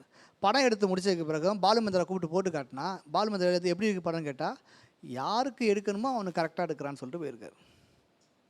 யாருக்கு எடுக்கணுமோ, தனுஷ் ரசிகர்கள் இவங்க தான், இவங்களுக்கான படமாக தான் இருக்கும். நான் மணிமேகலை, சிலப்பதிகாரம், தொல்காப்பிலாம் படிச்சேன்றாங்க. நாம் போய் இந்த கான்செப்ட் நான் உள்ளே கொட்டிக்கிட்டு குழப்பக்கூடாது ஆடியன்ஸ். ஸோ யார் ஹீரோ, அவங்களுக்கு என்ன கதை பண்ணணும், அதுக்கான காட்சிகள் என்ன. இப்போ அது நம்ம ஒரு கொள்கை அடிப்படையில் இருக்குன்னு வச்சுங்களேன். நம்ம ஒரு நான் கிறிஸ்தவ மதத்தை சார்ந்தோ, இந்து மதத்தை சார்ந்தோ, முஸ்லீம் ஏதோ ஒரு மதம், இல்லை ஏதோ ஒரு இயக்கம், கம்யூனிசமோ, தலித்தியமோ, பெண்ணியமோ, அரவானிசமோ, ஏதோ ஒரு இசத்தை சார்ந்து நீங்கள் இருக்கீங்கன்னா, அந்த கான்செப்டை எப்படிலாம் சொல்லிக்கிட்டே போனால் நல்லா இருக்குன்றதுக்கு ரொம்ப முக்கியமான ஒரு விஷயம். ஆமாம் சார், ஆமாம், நலிஞ்சிச்சு. ஆமாம். ஓகேவா? இந்த பீடிகையுடைய பெருமை பற்றி இது வந்து சீத்தலை சாத்தன் ரொம்ப சூப்பராக அவர் இந்த கதை என்ன, ஒரு புத்த மதத்தை வந்து சொல்லி ப்ரொமோட் பண்ணணும், புத்த மதத்தை ப்ரொமோட் பண்ணணும். இப்போ புத்த மதத்துக்கு எங்கெங்கெல்லாம் இடம் இருக்கோ அங்கெங்கெல்லாம் தன்னுடைய கருத்துக்களை சொல்லிகிட்டே வருவார். இப்போ நீங்கள் இந்த மாதிரி செல்வராஜ், அவர் ரஞ்சித், இவங்க போன்ற தோழர்கள்லாம் எடுக்கிறாங்கல்ல, அவங்களுடைய கருத்துக்களை வந்து எங்கெங்கெல்லாம் வந்து ஒவ்வொரு டயலாக் மூலியமாக, ஒரு காட்சி அமைப்பு மூலியமாக எங்கெங்கெல்லாம் தங்களை பற்றிய செய்திகள் சொல்லணும்னு நினைக்கிறாங்களோ அங்கேயெல்லாம் சொல்கிறதுக்கான ஒரு ஆஸ்பெக்ட். இது ரொம்ப அற்புதம் பண்ணியிருப்பார். ஆமாம். அறத்திற்கு தலைவனாகிய புத்தன் முதன்மையாக கூறிய பெருமைமிக்க நல்லறத்தில் பிறலாத நோன்புடையவரே இந்த பீடிகையை கண்டு வணங்குவதற்கு தகுதியுடையவர். இந்த பீடிகை எல்லாமே வணங்கிட முடியுமா? இது சாதாரணமாக இல்லை. யார் ரொம்ப அறமாக இருக்காங்களோ அவங்க மட்டும் தான் பார்க்க முடியும். அந்த அந்த பாத்திரத்தை பற்றி பேசுகிறப்ப சொல்லுவாங்க நல்லாயிருக்கும். இந்த பாத்திரம் வந்து எல்லாத்துக்கும் சோறு போட்டா, ஏதோ சோறு போட்டோன்னா எல்லாம் ஊரில் போய் வச்சு நான் ஹோட்டலில் அந்த மாதிரி ஒரு பாத்திரம் கிடச்சா நம்ம என்ன செய்யலாம், ஒரு பெரிய ஹோட்டலில் ஆரம்பித்து எல்லாத்துக்கும் சோறை வரவங்களுக்கும் அழகழகாக போட்டுருக்கோம். அது மாதிரி இல்லை, யாருக்கு சாப்பாடு போடணுன்றது அதில் இருக்கும். அதே மாதிரி இந்த பீடிகை வந்து சாதாரணமாக என்ன பண்ண முடியாது, எல்லாமே போயிட முடியாது. இப்பீடிகையை கண்டவுடன் அவர்கள் எல்லாம் முற்பிறப்பு நிகழ்ச்சி அறிந்தவர் ஆவார். கரெக்டான ஆள் தான் போக முடியும். ஏன்னா மணிமேகலை அதுக்கான ஆள். ஆல்ரெடி அங்கே ஜென்மத்தில் நல்லா இல்லை, அவளுக்கான வேலையில் தான் கட் பண்ணிக்க கூட்டி வந்துடுறாங்க. புரியுதா? கரெக்டாக பேசுகிறேன்னா சரி. ஆனால் உழவர் அனைவரும் அத்தகைய பெருமை பெறுவதற்கு அரிது. எல்லோருக்கும் அந்த பெருமை வராது. எல்லாமே போய் நின்று ஒன்றே வாங்கி என்ன பண்ண முடியாது, பண்ண முடியாது. உங்களுக்கு புரியுதா? அது பெரிய பேசு. அவர்கள் அந்த தன்மையை பெற்றால் உலகத்தில் அறமொழி கேட்பதற்கு தகுதியுடையவர். அந்த அந்த அந்த குவாலிஃபிகேஷன் இருந்தால் தான் அவங்க வந்து அந்த நல்ல விஷயங்களே காதில் கேட்க முடியும். அத்தன்மை பெற்ற அணியிலேயே அதெல்லாம் இவங்க நான் சொல்லக்கூடிய எல்லா என்னது தகுதிகளையும் பெற்ற ஒரு பெண்ணே இதனை கேட்பாயாக. புகழ்மிக்க இந்த பீடிகையின் முன்பாக அழகிய நீரை உடைய கோமுகி என்னும் பொய்கை இருக்கிறது. இந்த பீடிகைக்கு முன்னாடி கோமுகின்னு ஒரு பொய்கை இருக்குது. அந்த பொய்கையில் என்ன இருக்குது, அச்சய பாத்திரம் இருக்குது. அமுத சுரபி தோற்றும். அழகிய குவளை மலர்களும் ஒன்று விஷுவலைஸ் போயிட்டாங்க. அழகிய குவளை மலர்களும் நெய்தல் மலர்களும் அந்த பொய்கையில் கலந்து விளங்கும். இளவேணி பருவத்தில் குவளை மலரும் நெய்தல் மலரும் அந்த பொய்கையில், எந்த பொய்கையில், அந்த பீடிகைக்கு முன்னாடி இருக்கக்கூடிய அந்த பொய்கையில் கலந்துருக்கும். அது இந்த இதாக சொல்கிறாங்க. எனக்கு இது புரியல ஆக்சுவலி.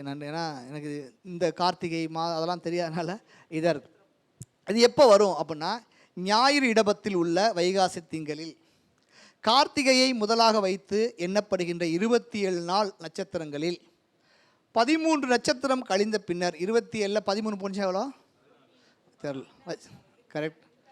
நடுவில் இருப்பதான விசாக நட்சத்திரம் வரும். 27 நாளில் 13 கழிச்சு நடுவில் யார் இருப்பா, விசாக நட்சத்திரம் இருக்குமா. அந்த 27 அதெல்லாம் தெரிஞ்சிருக்கும்.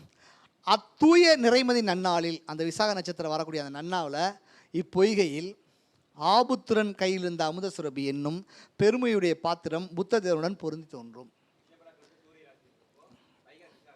வந்துடும். அப்போ அன்னைக்கு தான் வரும் அப்படின்னு சொல்கிறாங்க. ஓகே, அன்றே இந்த நன்னாள், இன்னைக்கு தான் அது.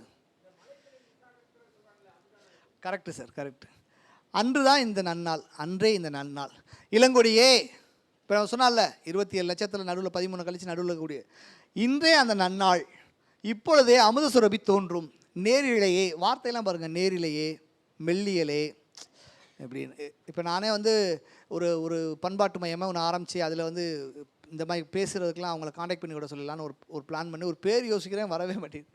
ஏதாவது ஒரு நல்ல பேர் வைக்கலாம். இவனுக்கு அசால்ட்டாக தான் நேரிழையே மெல்லியலே அப்படின்னு பயங்கரமாக இருக்கும். அமுத சுரபி உன்னுடைய கையகத்தில் வரும் போலும், இன்றைக்கி தான் வரும். அமுத சுரபியில் இட்ட 6 உயிர் மருந்தாகிய உணவு, அந்த போட்ட சாப்பாடு பெருவோர்களுடைய கையகம் நிரப்பி நிரப்பி வருத்துமே அன்றி. இது வந்து நீங்கள் வந்து முல்லை முக்குடற்பள்ளு அது மாதிரி நிறைய இலக்கியங்கள் வந்து ஊரை பற்றி சொல்கிறப்ப அந்த அந்த நெற்கதிர் வந்து அதோட வெயிட்டில் தான் சாய்மை ஒழிய இதனால் சாயாது. இப்படி ஒரு சூப்பராக இருக்குது. அது படிச்சிருக்கீங்களா? அது எனக்கு ஞாபகம் இல்லை எதில் இருந்தது. நெற்கதிர் வந்து அந்த இதில் தான் சாய்மை ஒழிய அழிஞ்சு சாயாது. இப்படி ஒவ்வொன்றையும் கம்பேர் பண்ணிகிட்டே இருப்பாங்க. அது எப்போயே எங்கேயே படித்த ஞாபகம் இருக்காது எந்த இலக்கியத்தில். ஆமாம், அப்படிதான். அதை தான் இங்கே சொல்கிறாங்க. அமுத சுரபில் இட்ட 6 உயிர் மருந்தாகிய உணவு, அந்த உணவு யாரையும் சாவடிக்காது, யாரையும் வருத்தாது. எப்போ வருத்தும் தெரியுமா? வாங்கி தின்னு கையை வந்து அப்போ தான் கை வலிக்குமே ஒழிய ஏந்தி இருக்காது. பெருவனுடைய கையகம் நிரப்பி நிரப்பி வருந்துமே அன்றி தான் அழிவில்லாதது வளர்ந்து கொண்டே வரும் தன்மையுடையது. அழிவே இருக்காது. அவங்க கையை வந்து அவங்க வாங்கி சாப்பிட்டு. ஏன்னா கதை என்னன்னா, ஒரு ஊரில் எல்லா பயிரும் பசின்ற ஒரு வியாதியில் இருக்கான். அதுக்கு முன்னாடி இவ்வளோ டீட்டெயில் பண்ணிக்கிட்டே இருக்கார். இவ்வளோ டீட்டெயில் பண்ணி அப்படியே கதையை கொண்டு போய் அவங்களுக்கு கொடுத்துட்றாரு. நறுமலர் கோதையே, அடுத்த வார்த்தை நேரிலேயே நறுமலர் கோதையே, உன்னுடைய புகார் நகரத்தில் வாழும் அரவணடிகளத்தில் அமுத சுரபியின் வரலாற்றை கேட்பாய். எனக்கு டைம் இல்லை, எனக்கு கால் சீட் முடிஞ்சிச்சு, நான் கிளம்புறேன், நீ போய் அவர்கிட்ட போய் கேளுன்னு சொல்லி அங்கே ஒரு கேரக்டர் ஓப்பன் பண்ணி விட்டு அவள் போயிடுறான். கேட்பாயாக அப்படின்னு சொல்கிறான். உடனே இப்போ பேசிகிட்டு இருக்காங்க. அந்த பாகுபலியில் அப்படியே அந்த குழந்தைய தூக்கி அப்படியே தண்ணிக்குள்ளே வந்து பாங்குன்னு மேலே வர மாதிரி அப்படியே அந்த பொய்கை அப்படியே சத்தம் கேட்குது, பயங்கரமாக சவுண்டு கேட்குது. அதுக்கு உள்ளேருந்து அந்த பாத்திரம் அப்படியே மேலே வருது. தீவதிலகை சிறப்பத்துக்குரிய அமுத சுரபியை பெற மணிமேகலை விரும்பினாள். என்ன இவ்வளோ சொல்கிறாங்க, நம்மளும் பார்த்துடலாம் அப்படின்னு இருக்கா. பெருமை சார்ந்த பெரிய பீடத்தை பணிந்து தொழுதாள். பெருமை சார்ந்த அந்த பெரிய பீடத்தை பணிந்து தொழுகிறா. தீவதிலகையின் கோமுகி பொய்கையை வளமாக சுற்றி வந்தாள். எப்படி சுற்றணும் வரைக்கும் சொல்லிடுறாங்க. வளமாக சுத்தணுமா இடமா சுத்தணுமா அப்படின்லாம் எண்ணி கொள்கையோடு நின்றாள். எனக்கு கிடைக்குன்ற ஒரு கொள்கையோடு நிற்கிறா. தொழுவதற்குரிய பெற்றி வாய்ந்த அமுத சுரபி வளம் புரிந்து நின்று மணிமேகலையின் சிவந்த கைகளில் புகுந்தது. அப்படியே பயங்கரம் மியூசிக் போட்டு அப்படியே போட்டு ஏற்றி என்ன அந்த பாகுபலியில் அந்த சிலையை தூக்கிட்டு வருவார்ல, ரூமில் ஃபஸ்ட்டு சீனில் அந்த சிலையை இப்போ இது பண்ணால் தண்ணி உளுந்து இது பண்ணி அப்படி தூக்கிட்டு வர மாதிரி பயங்கரமான ஒரு எனக்கு தெரிஞ்சு இன்னும் அவர் பார்க்கலாம். அன்றைக்கி படிக்க நினைக்கிறேன். அவர் பேர்னா ராஜமௌழி படிக்க நினைக்கிறேன். படிச்சிருந்தானா தூக்கி அப்படியே எடுத்துருவார். அமுத சுரபியை பெற்ற மணிமேகலையின் மனம் அளவில்லா மகிழ்ச்சி அடைத்தது. ரொம்ப ஹாப்பி ஆகிட்டா. எல்லோருடைய பசியும் போக போகிறேன் எல்லாத்துக்கும் பெற்றோன்னு சொல்கிறா. நான் என்னென்னலாம் இந்த இதை வச்சுருப்பேன், யார் யாருக்கெல்லாம் சாப்பாடு போடுவேன். புத்தனின் பெருமையை சொல்கிறா.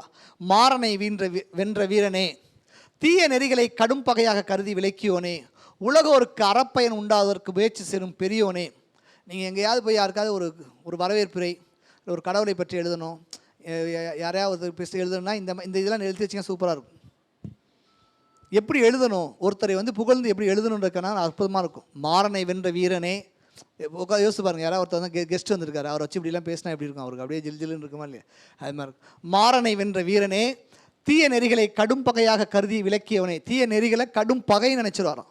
ரொம்ப கெட்டதை அது ஒரு பகையாக கடும் பகையாக நினச்சி விளக்குவாராம். உலகோருக்கு அறப்பயன் உண்டாவதற்கு முயற்சி செய்யும் பெரியோனே, வீட்டு பேரின்பம் வேண்டாத பழம்பெரும் புகழனே. அவர் துறவின்றதையும் சொல்லிடுறாங்க. அவர் துறவின்றதை வீட்டு புகழ் தேவையில்லை அப்படின்னு. மற்றவர்களின் எண்ணங்கள் எட்ட முடியாமல் பிற்பட்டு நிற்க உயர்ந்த நிலைக்கு சென்ற மேலோனே. எல்லாத்துக்கும் இருக்குது துறவரம் போய் பயங்கரமாக எல்லாத்தையும் செய்யணும். ஆனால் எல்லாமே அதை அதை ரீச் பண்ண முடியல. இவர் மட்டும் பண்ணிடுறாரு. மக்களுக்கு ஞானம் போதிக்கும் மெய்ஞான வடிவோனே, தீய சொற்களை கேளாதிருக்க அடைத்த செவியோனே. அந்த காது ஒரு புத்தருக்கு ஒரு மாதிரி இருக்கலாம், கெட்டதை கேட்கக்கூடாதுக்காக. உண்மையை கூறும் சிறந்த சொற்களை உடைய நாவோய், நரகத்தில் இருப்போரின் துன்பம் நீங்குமாறு நரகத்துக்கு சென்று அருளுடைய. ஏன் நரகத்துக்கு இவர் போனால், ஏன்னா அங்கே இருக்கக்கூடிய துன்பம் இவர் போனால் அங்கெல்லாம் க்ளீன் ஆகிருக்கா போனால். நரகர்களின் துன்பம் நீக்க கருடனுக்கு அறம்போதித்து அறவோனே, உன் திருவடிகளை நான் வணங்கி தொழ முடியுமே இல்லாமல் அவற்றை வாழ்த்தி புகழ்தல் என் நாவிற்கடங்க. உன்னால் டச் பண்ணி நான் முத்தம் கொடுக்கணும் முடிய, என்னால் அதெல்லாம் புகழனா சொல்ல மாளாது அப்படின்னு சொல்கிறான். மணிமேகலை ஓகை பொங்க அன்பின் எழுச்சியோட கூறினான். கையில் என்ன வச்சுருக்கா, பாத்திரம் வச்சுருக்கு. பாத்திரம் வச்சுட்டு புத்த பெருமானை போற்றி புகழ்றான். இந்த எனக்கு ரொம்ப பிடிச்ச இது காதையில் இந்த வாரம் ரொம்ப சூப்பராக இருந்துச்சு. பசிப்பினி என்ன பண்ணும், பசிப்பினி என்னும் பாவின்றார். பாவி பயலாம். பசி இருக்குல்ல, அது மிகப்பெரிய ஒரு பாவியா. எங்கெங்கெல்லாம் நம்மளை கொண்டு போய் நிப்பாட்டோம் அப்படின்னு நமக்கு தெரியும். ரொம்ப அசால்ட்டாக பிச்சை எடுப்போம். நம்ம டக்குன்னு ஒரு 100 ரூபா கொடு, 500 கொடு. நான் ஒரு தடவை சும்மா நைட்டு உட்காந்துருந்தோம். எங்கள் பசங்களாம் என்ன பண்ணுங்க, சார் எங்கேயா படத்துக்கு போகிறாங்க. இல்லைடா வாங்கடா, திருச்சியிலேருந்து சமயபுரம் ஒரு பக்கத்தில் ஒரு 10-15 கிலோமீட்டர் இருக்கும். சமயபுரம் நடந்து போகலான்னு சொல்லிட்டு கிளம்பிட்டோம். நல்லா கிளம்பி போயிட்டு பார்த்தா பேசிகிட்டே இருந்தோம். சும்மா உட்காந்து பேசியிருந்தோம். படத்துக்கு போகலாம் நானுங்க. சரி போகலான்னு கிளம்புனா போகிறப்ப அதே வாய் சாப்பிட்டு போயிட்டேன். பார்த்தா திருப்பி வர பஸ்ஸுக்கு காசு இல்லை. இங்கேருந்து நடந்து போயிட்டேன் விடிய. அங்கே போயிட்டு சைடாக பஸ்ஸில் போனோம். ஐயா அப்படின்னா என்னடாண்ணா, ஐயா காசு இல்லைங்க. அப்போ இந்த ஏடிஎம் அதெல்லாம் இல்லை, இந்த ஃபோன் ஃபெசிலிட்டிஸ். என்னடா இப்போ சொல்கிறீங்க அப்படின்னா, இல்லைங்க காசு திருப்பி அப்புறம் நடக்கிறது அவ்வளோ தூரம் அப்படின்ட்டு. சரி இரு அப்படின்ட்டு அப்போ அங்கே போகிற தலைவர் எவ்வளோ ஆகுனா 20 ரூபா 30 ரூபா சம்திங் 20 ரூபா காசு கொடுங்க. அப்படியே மேலேங்களையும் பார்த்தான். சரி ஏதோ நம்மளை பார்த்து நல்ல மாதிரி இருக்குமான்னு தெரில. சரி போ இந்த அப்படின்னு சொல்லி கொடுத்துட்டு போனான். அதுக்கப்புறம் காசு.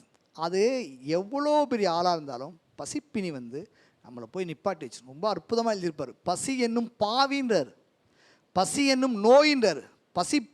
பசி என்னும் நோய் எப்படி பாவியாக மாறும் அப்படின்னு. போதி மரத்தின் நிழலில் அமர்ந்து விளங்கும் புத்தனின் திருவடிகளை தன்னுடைய குற்றம் நீங்குமாறு தொழுது போற்றிய பின்னர் தீவதிலகை மணிமேகலை சொல்கிறா, ஏய் நீ வச்சிருக்க பாத்திரம் சாதாரண பாத்திரம் கிடையாது. ஏதோ யாரோ கொடுத்துட்டாங்க போலக்கு. ஏதோ எலெக்ஷன் டைமில் எல்லாத்துக்கும் ஒரு பாத்திரம் கொடுக்குற மாதிரி கொடுத்தது கிடையாது. இது ரொம்ப இம்பார்ட்டன்ட் மாதிரி. ஏன்னா பசியை போக்கக்கூடிய பாத்திரம். பசி என்ன செய்யும், பசிப்பின்னும் என்னும் பாவி தான் பற்றியருடைய உயர்குடி பிறப்பை அழிக்கும். நீங்கள் எந்த ஒரு டீச்சர் மானாக இருக்கலாம், குடினா தானே, எந்த குடினா என்ன அர்த்தம், என்ன வேலையை செய்கிறாங்களோ அவங்க தான் அதுதான் அது ஜாதி. உன்னுடைய குடி பிறப்பை அழிக்குமா, சிறந்த புகழை கெடுக்குமா. நீங்கள் பசியில் இருக்கியா தெரியல. ஒருவேளை இந்த கவர்மெண்ட் ஸ்டாஃப் பிள்ளைகளாக தான் அவங்களுக்கு தெரியாது பசியை பற்றிலாம். ஏன்னா அவங்களுக்கு 3 நாளையும் சோறு போட்டுருவானுங்க, அந்த தெரியாது. அந்த அன்னாடம் கொரோனா டைமில் இப்போ எங்களுக்குலாம் கொரோனா டைமில் உடனே 40,000 50,000 1,00,000 சம்பளம் அவனுக்கு கிரெடிட் ஆயிடுச்சு. ஆனால் அந்த டைம்லலாம் நான் பார்த்தோம், கண் கூட பார்த்தோம் எவ்வளோ பேத்துக்கு வருமானம் இல்லாமல் டெய்லி தக்காளி விற்கிறவங்க. இப்போ நான் அந்த கேஸ் கூட அப்படி தான் பேசியிருந்தேன். கேஸ் விற்கிறதுக்காக எங்கள் கேன்டீன் போனால் எங்கள் கேன்டீனில் வந்து ஆட்கள் கம்மி 2-3 கடையெல்லாம் சாத்திட்டாங்க. பாருங்கள் கேஸ் இல்லாமல். அப்போ யோசனை, கேஸ் இல்லை ஹோட்டல்காரங்க கூட பரவாயில்ல, கஷ்டம்தான், நம்ம அதை பற்றி பேச. அங்கே இந்த டேபிள்லாம் தொடப்பாங்கல்ல, அவங்க என்ன பண்ணுவாங்க அங்கே சாப்பாட்டுக்கு? எனக்கு இப்போ கேஸ் இல்லை, நான் ஹோட்டலில் கூட்டிகிட்டு போயிடுறேன். எங்கள் ஹோட்டலில் வேலை செய்கிறவங்களாம் என்ன நினைப்பாங்கன்னு இருக்குல்ல, அதை நாங்கள் யோசிச்சு பார்த்து பேசியிருந்தோங்க. எவ்வளோ கஷ்டம்டா, எப்படி குடும்பத்தை ஓட்டவே முடியாதுல்ல, எவ்வளோ கஷ்டமாக இருக்கும்ல அவங்களுக்காக. இப்போ நம்மளுக்காக இருந்தால் என்ன இருந்தாலும் சம்பளம் போட்டுருவாங்க, சம்பளம் வந்துடும். இல்லாதவங்களுக்கு தான் அதை பற்றி அதனால தான் நம்ம அந்த நோன்பு அப்படின்ற ஒரு விஷயத்தை ரொம்ப அற்புதமாக வச்சுருப்போம். எல்லா கிறிஸ்டியன், இந்து, முஸ்லீம் எல்லா மதங்கள்லேயும் ஒரு 40 நாள் இயேசுநாதர் செத்து போயிட்டார், ஒரு 40 நாள் விரதம் இரு. முஸ்லீம்களில் அவங்களும் பண்ணுவாங்க, இந்துக்களும் பண்ணுவாங்க. ஏன் அப்படின்னா அதோட பர்பஸ் என்னென்னா, பசியை நீ உணர்ந்தாதான் அடுத்தவன் வந்து பசின்னு கேட்குறப்ப அதை உணர்ந்து காசு கொடுக்க முடியும். நீ வருஷம் 365 நாள் நல்லா சாப்பிட்டுக்கிட்டே இருக்கவங்களுக்கு அந்த இது வராது. என்ன நல்லா தானே இருக்க, போய் நீ வேலைக்கு போய் வேண்டியதானே, என் வீட்டுக்கு வேலைக்கு வரியா, நீ என்ன அப்படி இப்படின்னு எல்லா வித கற்பனை கதைகளும் நம்ம பேசிகிட்டு இருப்போம், ஜவுடால் பேசிகிட்டே இருப்போம். அதுக்கு தான் மதங்கள் வந்து சாப்பிடாம இரு, சாப்பாட்டை உணரு. அன்னைக்கு ஒரு 2 இட்லி சாப்பிட்றோம், அந்த இட்லிக்கான காஸ்ட்டை வந்து யாருக்கா வாங்கி கொடு. நான் விரதம் 40 நாள் இருக்கிறத விட காலையில் நான் ஒரு 4 இட்லி சாப்பிடுவேன், அன்னைக்கு காலையில் யாருக்கா வாங்கி கொடுத்து மதியானம் சாப்பிடுவேன், மதியானத்துக்கான காசை வாங்கி கொடுக்குறது தான் உண்மையான விரதம். பசியாக இருக்கிறது வந்து விரதம் கிடையாது. ஏன்னா நீ பசியை உணர்ற, அந்த உணர்ந்தவங்களுக்கு யாருக்கு கொடுக்கணுமோ அவங்களுக்கு கொடுக்குறோன்னு தான் இருக்கும். சிறந்த புகழை கெடுக்கும் பிறவி கடலை கொண்ட கல்வியாகிய பெரிய தெப்பத்தை நீக்கும். என்ன தான் படித்தவன், நான் வந்து இப்போ எம்ஏ எம்ஃபில் பிஹெச் நெட்டு எல்லாம் முடிச்சிருக்கேன் அப்படின்னாலும் பசி வந்துச்சுன்னா அதையும் காலி பண்ணிடும். என்னது அப்புறம், கடப்பதற்கு பற்றுக்கோடாக ஆணாகிய அணியை நீக்கும் அழக நிற்ப, அதையும் எல்லாத்தையுமே காலி பண்ணிடும். பூன் விளங்குகின்ற முளைகளை உடைய மகளிரோடு, உன்னுடைய ஒய்ஃபை சொல்கிறார், அந்த தாலி கட்டின பொண்டாட்டி தான் பூன் விளங்குன்றது. பூன் விளங்குகின்ற முளைகளை உடைய மகளிரோடு உன் ஒய்ஃபை கூட்டிகிட்டு போய் அடுத்த வீட்டில் நிப்பாட்டிடுன்னு சொல்கிறார். பசி வந்துச்சுன்னா பொண்டாட்டியை கூட்டிட்டு போய், எங்கள் பிள்ளை குட்டிலாம் பசியாக இருக்குங்க, பாருங்கள் இவ்வளோயும் பாருங்கள், எவ்வளோ கஷ்டப்படுறா பாருங்கள், சோறு வயிறு இல்லைங்க, வயிறு ஒட்டி போச்சுங்க, சோறு கொடுங்க அப்படின்னு குழந்தைகளையும் கூட்டிகிட்டு போய் நான் பிச்சை எடுக்க வச்சிருன்றார். மகளிரோடு பிறருடைய வீட்டு புறங்கடையில் நிறுத்தும் இத்தகைய செய்யும் பசிப்பினியை கொடுமைகளை ஒழித்தவருடைய புகழை அளவிட்டு கூறுவதற்கு நான் இல்லாது. இப்படியாப்பட்ட பசியை ஒழிக்கிறானுங்கள்ல, அவங்களுடைய புகழை சொல்கிறதுக்கு நாவுக்கு பத்தவே பத்தாண்டார். பசி என்னெல்லாம் செய்யுன்னு சொல்லிட்டு இந்த பசிப்பினியை நிற்கக்கூடிய ஆட்களை வந்து நம்ம எவ்வளோ புகழ்ந்தாலும், எவ்வளோ அவங்கள பற்றி பயங்கரமாக பேசினாலும் அதுக்கு வந்து வார்த்தைகள் பத்தாது. ஏன்னா அவ்வளோ மோசமானது பசி அப்படின்ற. அப்போ விஸ்வாமித்திரன் ஒரு முனிவர் சொல்லிடுறான், இந்த சாப்பாடை பற்றி ஒரு விஸ்வாமித்திரர் ஒரு முனிவர் இருப்பார். அந்த ஊர் பயங்கர பசியாக மாறிடும். அப்போ அவர் என்ன பண்ணுவார்னா, நாய்க்கறி எடுத்து சாப்பிடுவார். நாய்க்கறி எடுத்து சாப்பிடுவார். அப்போ தான் வந்து இந்த பசி அந்த விஷயத்தை பேசுகிறாங்க. முன்னொரு காலத்தில் புல்லும் மரமும் புகைந்து கரியாகி போக, எப்படியா விஷுவலாக யோசிச்சு பாருங்களேன். முன்னொரு காலத்தில் புல்லும் மரமும் புகைந்து கரியாகி போக எழும் அனல் போல, எல்லாம் நம்ம ஒரு காட்டை கொளுத்தி விட்டு நின்னா எப்படி இருக்கும், குழுகுலுன்னு இருக்குமா இல்லையா? என்ன சார், அது மாதிரி அந்த அனல் போல வெம்மை மிகுந்து நிலையான உயிர்கள் மடிந்து போகுமாறு மழை வளம் வற்றியது கட்டு. என்ன சொல்கிறான், முன்னொரு காலத்தில் புல்லும் மரமும் புகைந்து கரியாகி போக எழும் அனல் போல வெம்மை மிகுந்து நிலையான உயிர்கள் மடிந்து போகுமாறு மழை வளம் வற்றியது. அதனால் அரசாட்சியை துறந்து அரிய மறைகளை அறிந்துணர்ந்த அந்தணனாக மாறிய விஸ்வாமித்திர முனிவன், அதனால் ராஜா பதவி என்னால் ராஜாவாக இருக்க முடியல, என் ஊரில் ஃபுல்லாக பஞ்சமாயிருச்சு அப்படின்னு அவர் என்ன செய்ய, ராஜா பதவியை விட்டுட்டு மறுபடியும் ஒரு சாதாரண ஒரு மனுஷனாக மாறியார். அந்தணனாக மாறிய இந்த பேருலகில் எல்லா இடங்களையும் சுற்றினான். ஒரு ராஜா பசியில் இதாகிட்டு ஒரு ஊர் ஃபுல்லாக பிச்சை எடுத்துகிட்டு அலையிறான். ஒரு நாள் அவனுடைய கடுமையான பசியை போக்க உணவு ஒன்றும் கிடைக்க பெறாமல் சிறிதும் தகுதியற்ற நாயின் ஊனை தின்ன தொடங்கினான். சாப்பிட்றதுக்கு தகுதியற்றன்னு அர்த்தம். ஆனால் மற்ற கண்ட்ரியில் சாப்பிட்றாங்கன்னு வச்சுங்களேன். ஆமாம், உணவு உண்பதற்கு முன் செய்ய வேண்டிய தேவ பலியீடு செய்தான். சாப்பிட்றதுக்கு முன்னாடி ஒரு நாயை அடித்து போட்டு முன்னாடி வந்து அதுக்கான எல்லா சாங்கியத்தையும் செஞ்சான். கொன்றால் பாவம் தின்றால் போச்சுன்ற மாதிரி எல்லாத்தையும் செய்கிறான். அதனால் வானவருக்கு அரசன் இந்திரன் மகிழ்ச்சி அடைந்தான். பரவாயில்லடா, இவன் வந்து ஒரு நாயை சாப்பிட்ற கடவுளுக்கான விஷயத்தை எடுத்து வைக்கிறானே அப்படின்னு இந்திரன் மலைஞ்சு உடனே மழை பொழிய வச்சுட்டான். அம்முனிவன் முன்னர் தோன்றினான். மழை செல்வத்தை அழித்து மறைந்தான். அதனால் நிலையான உயிர்களும் பிழையாத விளைச்சல் பொருட்களும் மிகுந்து பெருகின. அதனால அந்த ஊர் பயங்கர மறுபடியும் என்ன செஞ்சு செழிப்பாயிருச்சு. எல்லாம் கேட்குறீங்களா? கேட்டுத்தானீங்க? எல்லாம் தூங்கல. ஆனால் என்ன பார்த்தா கொஞ்சம் எல்லாம் அப்படியே டல்லாக இருக்க மாதிரி. எல்லாம் அங்கே போயிட்டீங்களோ? உறங்கிடுவீங்க நீங்கள். அது நீங்கள் எப்பயும் செய்வீங்கன்னு தெரியும் எனக்கு.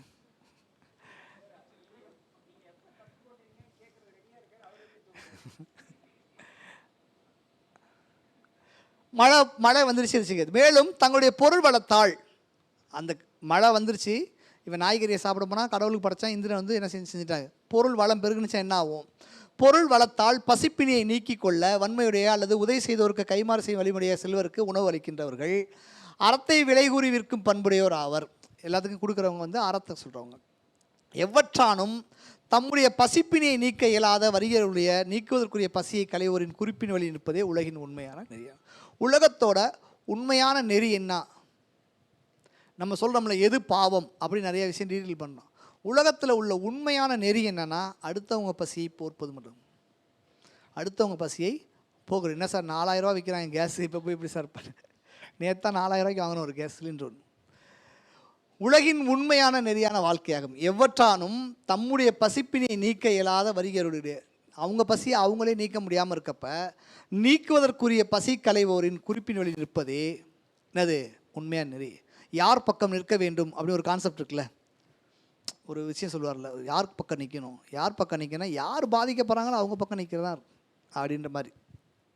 அணுக்கள் செறிந்த உலகில் வாழ்வோர் அனைவராலும் பிறருக்கு உணவு அளித்து பாதுகாத்தவரை உயிர் கொடுத்தவர், உண்டி கொடுத்தவர் உயிர் கொடுத்தவரை ஒரு ஒரு இங்கே அதுக்கான இதுதான் விளக்கம் தான் இது, அதுக்கான விளக்கம் தான் இது.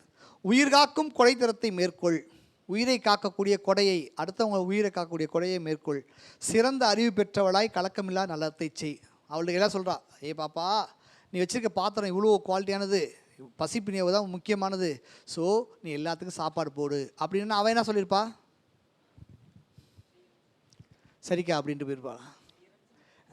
அவள் சொல்லிடுவான், நான் என்னென்ன பண்ண போகிறேன், நான் வந்து எல்லாத்துக்கும் இது பண்ண மாட்டேன் அப்படின்ற அவளும் சொல்லியிருப்பான். உயிர் உடம்பில் நீங்கும் காலத்தில் அவள் அந்த டீட்டெயில் சொல்கிறான்.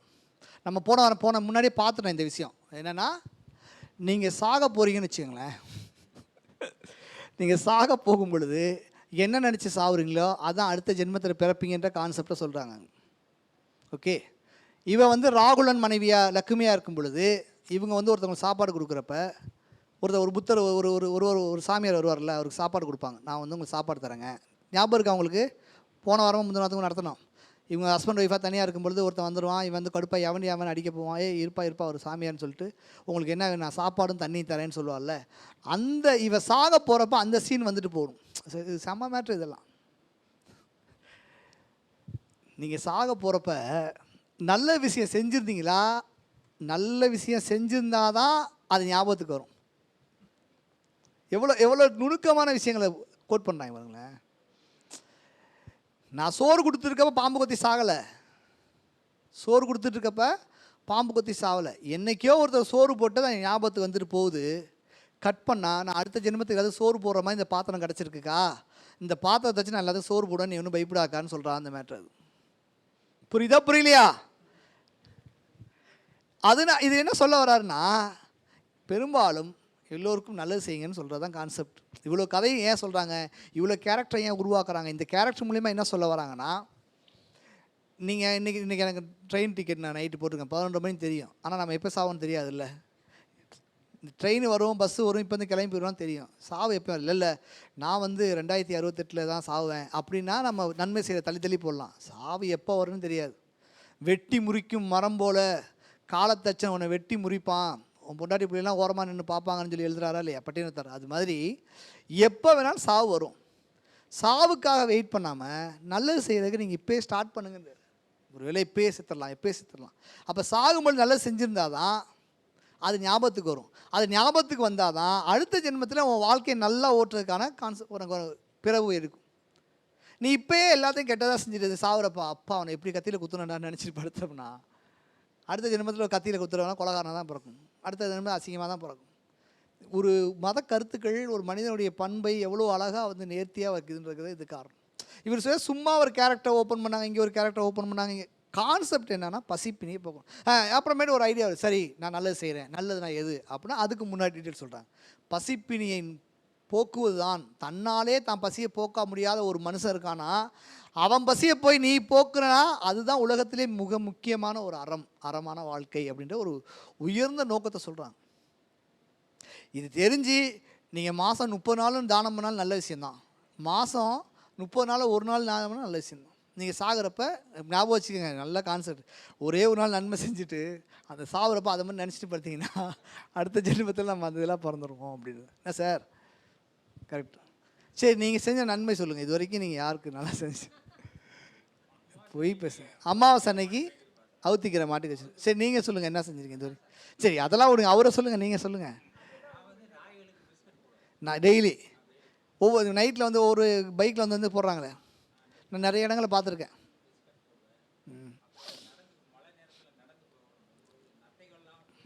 எல்லாத்தையும் எடுத்துகிட்டு போய் வீட்டில் வச்சு அவிச்சு சாப்பிட்ருவீங்க. நான் செய்வேன். அது ஒதுக்கி விட்ருவீங்க, நத்தைகளே நவருங்கள் அப்படின்னு. ஆக்சிடென்ட் ஆகி இது பண்ணி. ஆனால் நீங்கள் கறி சாப்பிட மாட்டீங்கல்ல, கறி சாப்பிட மாட்டீங்க. சரி, இவன் சொல்கிறான் சாப்பாடு போகிறது தான் பெரிய வரம், அரிய அறம் அப்படின்னு சொல்லி முடித்தோடனே இவன் சொல்கிறான், தீவதிலகை கூறியதை கேட்ட மணிமேகலை, சென்ற பிறவில் என் கண்பு காதலன் ராகுலன் திட்டிவிடம் என்னும் பாம்பினால் நீண்ட பெற்று உயிர் துறந்த போது நான் தீயில் குளித்து உயிரோடு வெந்து என்னுடைய உணர்வு என்ன செய்கிறேன், என் புருஷன் செத்துட்டான்னு நான் போய் நெருப்பில் உழுவ போகிறேன். ஓகேவா? அப்போ நெருப்பில் உழுவ போகிறப்ப நான் என்ன நினச்சேன் அப்படின்னா, முன்பொரு நாள் வெயில் விளங்குகின்ற சாது சக்கரனை பார்த்தோம்லது, இந்த சாது சக்கரன் தான் வந்திருப்பான். நான் உண்பித்த நிகழ்ச்சியை போன்ற ஒரு கனவு தோன்றி மயக்கம் அடைந்தேன். நான் அப்படியே போய் நிற்கிறேன், அவனுக்கு போய் சாப்பாடு போட்டது அப்படியே இருந்து டப்புன்னு அப்படியே நெருப்பில் விழுந்து செத்துட்டேன். உயிர் உடம்பிலிருந்து நீங்கும் காலத்தில் குழந்தைகளுக்கு எது எது சொல்லிக் கொடுக்கணும்னு நம்ம தெரிஞ்சுக்கணும். குழந்தைகளுக்கு கையில் கொடுத்து அடுத்தவங்களுக்கு தானம் கொடுன்னு சொல்கிறோம்ல, இதுதான் சொல்லணும். ஏன் தெரியுமா நான் உன்னை கொடுக்க சொல்கிறேன் அப்படின்ற விஷயத்த சொல்லணும். அப்போ தான் அவங்களுக்கு புரியும். உயிர் உடம்பிலிருந்து நீங்கும் காலத்தில் எதை ஒன்றை மனம் எண்ணுகின்றதோ அதன் பயனை அடுத்த பிறவியில் அடையும் என்ற கொள்கைப்படி, இது ஒரு கொள்கை, இதுதான் கொள்கை. அந்த கனவாகிய நினைவின் பயனே இந்த பிறவியில் ஆறுயிர்க்கெல்லாம் உணவாகிய மருந்தளிக்கும் அமுத சுரபியை இங்கு என் கையில் புகுந்தது போல. அதனால தான் வந்துச்சு போல. நான் ஏன் இந்த பேதை பெற்றேன்னா இது பண்ணேன். நான் இட்ட உணவை இடுவேன். நான் எனக்கு சாப்பாடு போட்டதுக்கப்புறம் எல்லாத்துக்கும் சாப்பாடு போடுவேன். யார் யாருக்கெல்லாம் போடுவேன். பெரிய நாவல் மரம் மிகுதியாக உடைய மாபெரும் சம்புத்தீவில் முற்பிறப்பில் செய்த வினையால் கந்தல் உடைகளை உடுத்தி கொண்டு வயிற்றை காய்கின்ற கொடிய பசி பெருகுவதால் வருந்தி. இதுதான் அந்த இது ஒரு கட் பண்ணி காட்டுறீங்க வச்சுக்காங்க. எல்லாம் பசியில் ஊன்னு கத்தி இந்த அது என்ன சொல்லுவீங்க, ஒரு ஜாம்பி படம் நான் பார்க்குறோமா, அது மாதிரி எல்லாம் ஊன்னு கத்திக்கிட்டு இருக்க மாதிரி இருக்கும். இப்போ ஜாம்பிக்கு ஒரு நோய்க்கு உங்களுக்கு மருந்து கையில் கிடச்சிருச்சு. இந்த மருந்து எடுத்து நீங்கள் போய் அந்த ஜாம்பி எல்லாத்தையும் நீக்க போகிறீங்க. அப்போ கட் பண்ணாங்க காட்டணுமா இல்லையா, அதுக்கு ஒரு ஷாட் வச்சுட்டாரு. பெரிய நாவல் மரம் மிகுதியாக உடைய மாபெரும் சம்புத்தீவில் முற்பிறப்பில் செய்த தீவினையால், ஏன் இவங்களுக்கு இந்த வியாதி வந்துச்சா, முற்பிறப்பில் செஞ்ச தீவினைன்றாங்க. தீவினையால் கந்தல் உடைகளை உடுத்தி கொண்டு, அவன் என்ன ட்ரெஸ் போட்டு போனதையும் சொல்லிடுறாரு, உடுத்தி கொண்டு வயிற்றை காய்கின்ற கொடிய பசி பெருகுவதால் வருந்தி, வெயில் என்பதால் வெறுப்படையாமலும் மழை என்பதால் சோர்வடையாமலும் சுற்றி ஓரிடத்தில் நில்லாமல் அயர்ந்து மிக்க துன்பமடையும் வறிஞர்கள். வெயிலையும் அலையிறானுங்க, மழையிலையும் அலையிறாங்க, அவனுக்கு எதுவுமே தெரில. என்ன தெரியுது? பசி மட்டும்தான் தெரியுது. அவனுக்கு என்ன தெரியுது? பசி மட்டும் தெரியுது. நல்லறங்களை விதைத்து அதனால் விளைந்த பயனாகிய செல்வத்தை தூய்க்கும் செல்வருடைய வீடுகளின் தலைவாயில் நின்று இறப்போர் போல வாழ்கின்றனர். நல்ல அறங்களை எல்லாம் இது பண்ணிட்டு போய் நல்லா காசு நல்ல விஷயங்கள்லாம் செஞ்சாலும் போய் என்ன செய்யறான், செல்வர் வாசலில் போய் ஐயா பசிக்குது பசின்னு கத்திருக்காங்க. கட்டு ஷாட்டு இதெல்லாம் அப்படியே கட்டு போட்டிங்கன்னா அந்த ஊர் இப்படி இருக்குது. ஜாம்பி படம் பார்க்குற மாதிரி இல்லை, அப்படியே வயிற்று கிழிச்சு வைத்தாங்க, 8-10 பேர் பப்பான்னு உளுந்து சாப்பிட்றாங்களா இல்லையா, அது மாதிரி இருக்குது. அப்போ ஈன்றெடுத்த குழந்தையின் முகத்தை கண்டு இறங்கி இனிய பாலை சுரக்கின்ற தாயின் முளை போல மனதில் எண்ணியவாறு சுரக்கும் விஞ்சையை உடைய இந்த அமுத சுரபியின் அகன்ற குழியிடத்தில் அந்த அமுத சுரபி என்ன சொல்கிறா, ஒரு தாயுடைய மார்புக்கு சொல்கிறா, குழந்தைக்கு பால் கொடுக்குற மார்பு மாதிரி என்ன செய்து இருக்குது. இதில் இட்ட உணவுன்னு ஒரு ட்விஸ்ட். அது நான் இட்ட உணவு போடணும். யார் போடணும்? ஒரு நல்ல பெண் போடணும். அந்த பெண் யார்? அதுக்கு ஒரு கதை. அங்கங்கே பிட்டு வச்சுட்டு போயிட்டே இருக்காரு. முன்னாடியே ட்விஸ்ட் வச்சுட்டு போயிடறாங்க, டீட்டெயில் வச்சுட்டு போயிட்டே இருக்கானுங்க ஸ்கிரிப்டில். இட்ட உணவு அந்த வறியவர்களின் முகத்தை கண்டு சுரப்பதை காண விரும்புகிறேன் என்று மணிமேகலை. இட்ட உணவை, போட்ட உணவை யார் போட்டா? அவளே வந்து சோறாக்கி போட்டாளா? கிடையாது. அதுக்கு ஒரு ஸ்டோரி பேக்கில். அந்த போட்ட சாப்பாடை அள்ளி எல்லாத்துக்கும் இருந்தாங்க அப்படின்னு கொடுத்துட்டு இவர் சாப்பிட்றத பார்த்து நான் சந்தோஷம் அடைகிறதுக்கு நான் ரெடி ஆகிட்டேன் அப்படின்னு சொல்கிறது தான் இந்த பால். அமுத சுரபியை மலர்க்களத்தில் ஏந்தி மணிமேகலை வானில் சென்றாள். அவன் கையில் கிடச்சிருச்சு. அமுத சுரபியின் இயல்பை மறந்து விட்டேன். அவள் சொல்கிறான், உன்னை சொல்கிறேன்டி, அதோட என்ன தெரியுமா இது? அதன் திறத்தை நீ எடுத்துரைத்தாய். வறியவர் துன்பம் கண்ட விடத்து பிறருக்கு தெரியாமல் அறமே சான்றாக அமுத சுரபியானது அருள் சுரந்து உண்பிக்கும். புரியுதா? நல்லவங்க இடத்துல அதே என்ன செய்யும்? ரெடியாகி கொடுத்துரும். கெட்டவங்களுக்கு கொடுக்காது. கெட்டவங்கன்னா கீழ் மக்கள் தான் கெட்டவங்க, நல்ல மக்கள்னா நல்லவர்கள். சாதி மதம்லாம் இல்லை. மனுஷனாக பார்த்தா இருக்கும். இப்போ அமெரிக்கன்ஸாக நம்மளை என்னன்னு பார்ப்பான்? இந்தியன்ஸ் தான் பார்ப்பான். நம்ம அமெரிக்கா என்ன பார்ப்பான்? அமெரிக்கன் தான் பார்ப்பான். அவன் வேணால் அங்கே 4 ஜாதி வச்சுருக்கலாம், 4 மதமாக வச்சுருக்கலாம். நம்ம பார்த்தா அவன் வந்து இந்தியர்கள், தமிழர்கள் தான் அப்படி தான் பார்ப்பான். அப்போ இங்கே பார்க்குறப்ப நல்லது செஞ்சவன் நல்லவன், கெட்டது செஞ்சவன் கெட்டவன், அவ்வளோதான். கீழ் மக்கள்னு சொல்கிறாங்க. உடனே இதை எடுத்துக்கிட்டு மணிமேகலையிலேயே கீழ் மக்களை பற்றி பேசியிருக்கிறது பார்த்தியாயா, இது மணிமேகலை ஒரு கேவலமான காவியம் அப்படின்னு நீங்கள் பேச சொல்கிறேன், பைத்தியம் மாதிரி. உயர்ந்தோருக்கு சுரக்கும், கீழ் மக்களுக்கு செவ்வனம் சுரக்காது. உயர்ந்தோருக்கு தான் சுரக்குமே ஒழிய, நல்லவங்களுக்கு தான் சுரக்குமே ஒழிய, கீழ் மக்களுக்கு சுரக்காது. தொல்காப்பியர் என்ன பண்ணிப்பார்னா, லவ் வருது இல்லை, லவ், ஒரு பொண்ணுக்கு ஒரு பையனுக்கு லவ் வருது இல்லை, லவ் வரப்போ என்ன பண்ணுவார்னா, எங்கே லவ் வரும் அப்படின்னா, ஆண்களுக்கு சில குவாலிட்டிஸ் 4 குவாலிட்டி சொல்லிடுவார், பெண்களுக்கு ஒரு 4 குவாலிட்டி சொல்லிடுவார். இது வரும் பொழுது இந்த 4 சிம்டம்ஸ் வரப்போ ஒரு பொண்ணை பார்த்தா செம்ம அழகாக இருப்பா, அதனால் இவன் பார்க்குறான், லவ் வருது. இந்த 4 குணங்கள் ஆம்பளைக்கு இருக்குது. இந்த ஆம்பளைக்கு இருக்க இந்த குணங்கள் வந்து வரும் பொழுது அவன் அழகாக தெரியுறான், அதனால இவன் பார்க்குறான், லவ் வருதுன்னு சொல்லி அந்த குணங்களை சொல்லிட்டு போயிடுவார். நீங்கள் அச்சமடம் நாணம்னு சொல்லிங்கல்ல, ஒரு பெண் அச்சப்பறப்ப செம்ம அழகாக இருப்பா, நாணப்பறப்ப அப்படின்ட்டு சொல்லிடுறாரு. இவனுக்கு வந்து என்ன செய்கிறாரு, வீரம் கொடை அப்படின்னு 4 சொல்லிடுறாரு. இவங்க அதை விட்டுவாங்க. ஆண்களுக்கு மட்டும்தான் கற்பு இருக்கா, பெண்களுக்கு மட்டும்தான் கற்பு இருக்கா, ஃபுல்லாக படிக்கிறது இல்லை. எதையாவது ஒன்று உள்ளே பூந்து எதையாவது குழப்பி விட்டுட்டு அது எதுக்கு எழுதுனாங்க, அந்த கான்செப்ட் இந்த வார்த்தையை மட்டும் பிடிச்சிக்கிட்டு பேச ஆரம்பிச்சுடுறாங்க. அப்படி கிடையாது. இந்த அமுத சுரபின் இயல்பை உடையன அதன் பயனை அறிந்தவளாயின் இந்த இடத்திலிருந்து உன்னுடைய ஊருக்கு எழுவு அப்படின்னு சொல்லி யார் சொல்கிறா? தீபதிலக சொல்கிறா. தீபதிலகை தொழுது வணங்கி பெருமையுடைய அமுத சுரபியை மலர்க்களத்தில் ஏந்தி புத்ததேவன் பீடத்தை வலம் வந்து தொழுத பின்னர் மணிமேகலை வானிலிருந்து கிளம்புறா. எங்கே போவா? அம்மாவையும் தோழியையும் பார்க்க போகிறா. தவறுதல் இல்லாத மணிமேகலா தெய்வம் உறுதியாக கூறிய 7ஆம் நாள் வந்ததே. கட் பண்ணால் அங்கே ஒரு கட்டு. எங்கே கட்டு? அம்மாட்ட. ஐயோ சொன்ன அந்த கூடிய இந்த 7ஆம் நாள் வந்துச்சு. தவறுதல் இல்லாத மணிமேகலா தெய்வம் உறுதியாக சொன்ன, தவறுதல் இல்லாத மணிமேகலா சொன்னால் கரெக்டாக இருக்குமே, அவள் சொன்ன அந்த நாள் வந்துருச்சு, என் பிள்ளையை காணாமேன்னு அவங்க அம்மா அங்கே ஒரு ஃபீல்டில் அப்படியே ஒரு சோக மியூசிக் போட்டு அப்படியே டாப்லேருந்து இறங்கி அவங்களுக்கு ஒரு ஷாட் வச்சிடறாரு. வந்ததே என் மகள் இன்னும் வரவில்லையே, தவறுதலும் உண்டோ, தவறுதே செய்யாதன் செய்யவே சொன்னதுக்கு தவறும் உண்டோ என்று மாதவி உள்ளம் கலங்கி இருந்தாள். அவள் முன்னர் மணிமேகலை தோன்றினாள். அப்படியே சோகமாக இருக்கா, டஸ்ஸுன்னு. அப்பா என் பிள்ளை போயிட்டாப்பா, நான் ஒரு சோறு காக்கிறதுக்கு ஒரு ஆள் கம்மியாச்சு, நான் ஏதாவது சாப்பாடு வாங்கி சாப்பிட்டுக்கன்னு ஜாலியாக இல்லை. அவள் புள்ள வரும்னு வெயிட் பண்ணிகிட்டே இருக்கா. அவர்களுடைய கலக்கம் நீங்கியது. அந்த இடத்திலேயே அவர்களுக்கு ஒரு அற்புதமான செய்தியை கூறுவாள் போல சொல்கிற மாதிரி என்ன சொல்கிறேன்னா, ரவிவன்மனின் இணையற்ற பெரிய மகளே, அந்த முற்பிறப்பை சொல்கிறான். அம்மா அப்பாவுடைய மாதவியோட முற்பிறப்பு இருக்குல்ல, இவரோட முற்பிறப்பு இருக்குல்ல சுதமதி, அதை பற்றி சொல்கிறா. குதிரை படையுடைய துச்சயனின் துணைவியே, என் தாய் அமுதபதியின் வயிற்றில் அருமையாக பிறந்து எனக்கு தமக்கராகிய தாரையும் வீரையும் நீங்கள் தான். அவங்க அம்மா பேர் என்னது அந்த ஜென்மத்தில்? அமுதாபதி. அமுதபதியோடைய பெரிய பொண்ணு பேர் என்னது? தாரை. நடுப்புல பேர் என்னது? லக்குமி. கடைசி பிள்ளை பேர் என்னது? வீரை. புரியல தானே? புரியுதா புரியலையா? போன ஜென்மத்தில் எங்கள் அம்மா பேர் அமுதபதி, எங்கள் அக்கா பேர் வந்து தாரை, நடுவில் என் பேர் வந்து லக்குமி, என் தங்கச்சி பேர் வந்து வீரை. இந்த லக்குமி தான் இந்த ஜென்மத்தில் யார்? மணிமேகலை. இந்த வீரை தான் யார்? சுதமதி. தாரை தான் யார்? அப்போ தாரைக்கு வீரை என்ன முறை? இப்படி தான் கேட்பாங்க நெட்ல எக்ஸாமில் கொஸ்டின். என் தாய் அமுதபதியின் வயிற்றில் அருமையாக பிறந்து எனக்கு தமக்கையராகிய தாரையும் வீரையும் நீங்கள் தான். நீங்கள் இருவரும் இப்பிறப்பில் என்னுடைய தாயார் ஆயிர். உங்கள் திருவடிகளை வணங்குகிறேன் என்றால் இந்த ஜென்மத்தை வந்தீங்கன்னு சொல்லி அவள் இதில் டச் பண்ணிவிட்டு சரி வாங்க இன்னும் நம்ம நீங்கள் என்ன ஆனீங்க அப்படின்ற விஷயத்தை இவங்க இவங்க இப்போ இந்த கேரக்டர் இருக்குல்ல, இந்த கேரக்டர் எப்படி செத்துச்சுன்னு சொல்லவே இல்லை இது வரைக்கும். இவங்களுக்கு என்ன ஆச்சுன்னு சொல்லவே இல்லை. அவர் சொல்லுவார். யார் சொல்கிறா? அரவண நடிகர் சொல்லுவார். நான் அப்படி போனேன், அந்த அவன் வந்து பொண்டாடி பிள்ளையெல்லாம் ஒரு இதானுச்சு அப்படின்னு அவன் ஒருத்தைய பாம்பு கொத்திருச்சு. நம்ம யானை வந்து ஒரு புது யானைன்னு சொல்லுவான். எனக்கு ரொம்ப அற்புதமாக இருந்துச்சு அந்த வார்த்தை.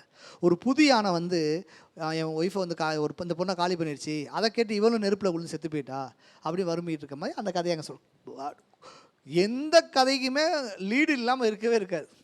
எவ்வளோ கேரக்டர் வச்சாலும் அந்த கேரக்டர் மூலியமாக ஒரு கான்செப்ட் சொல்லி அது மூலியமா ஒரு அறத்தை போதிச்சிருக்கிற கதையாக தான் இருக்கும். மனித முடிஞ்சா மாற்றிக்கிறீங்களா? நன்றி. ஆஃப் பண்ணி அவ்வளோ இருங்க. இது ஒரு 2 நிமிஷம் ஓடுமா? முடிஞ்சு. நன்றி.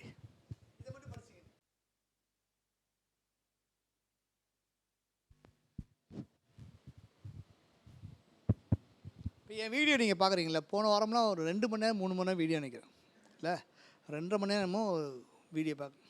இப்போ உங்களுக்குலாம் ஒன்று என்ன தோணுன்னா எப்படி பேசுகிறோம், எங்கே தப்பு விட்றோம், எங்கே பிரேக் விட்றோம், எங்கே முகத்தை அப்படி மாற்றுறோம் அப்படின்னு பார்ப்பீங்கல்ல.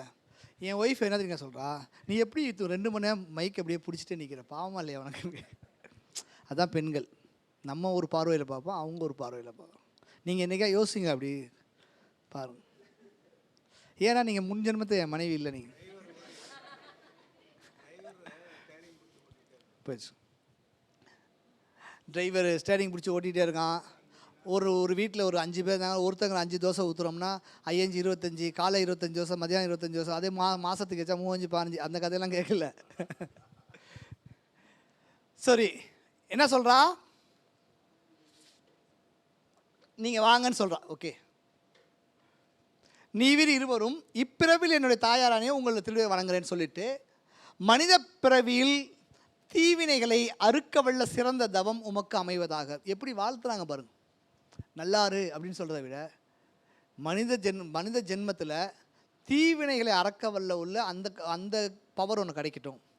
மனித பிறவியில் நீங்கள் ஒரு ஒரு இயக்குனர் ஒருத்தர் இருக்கார்.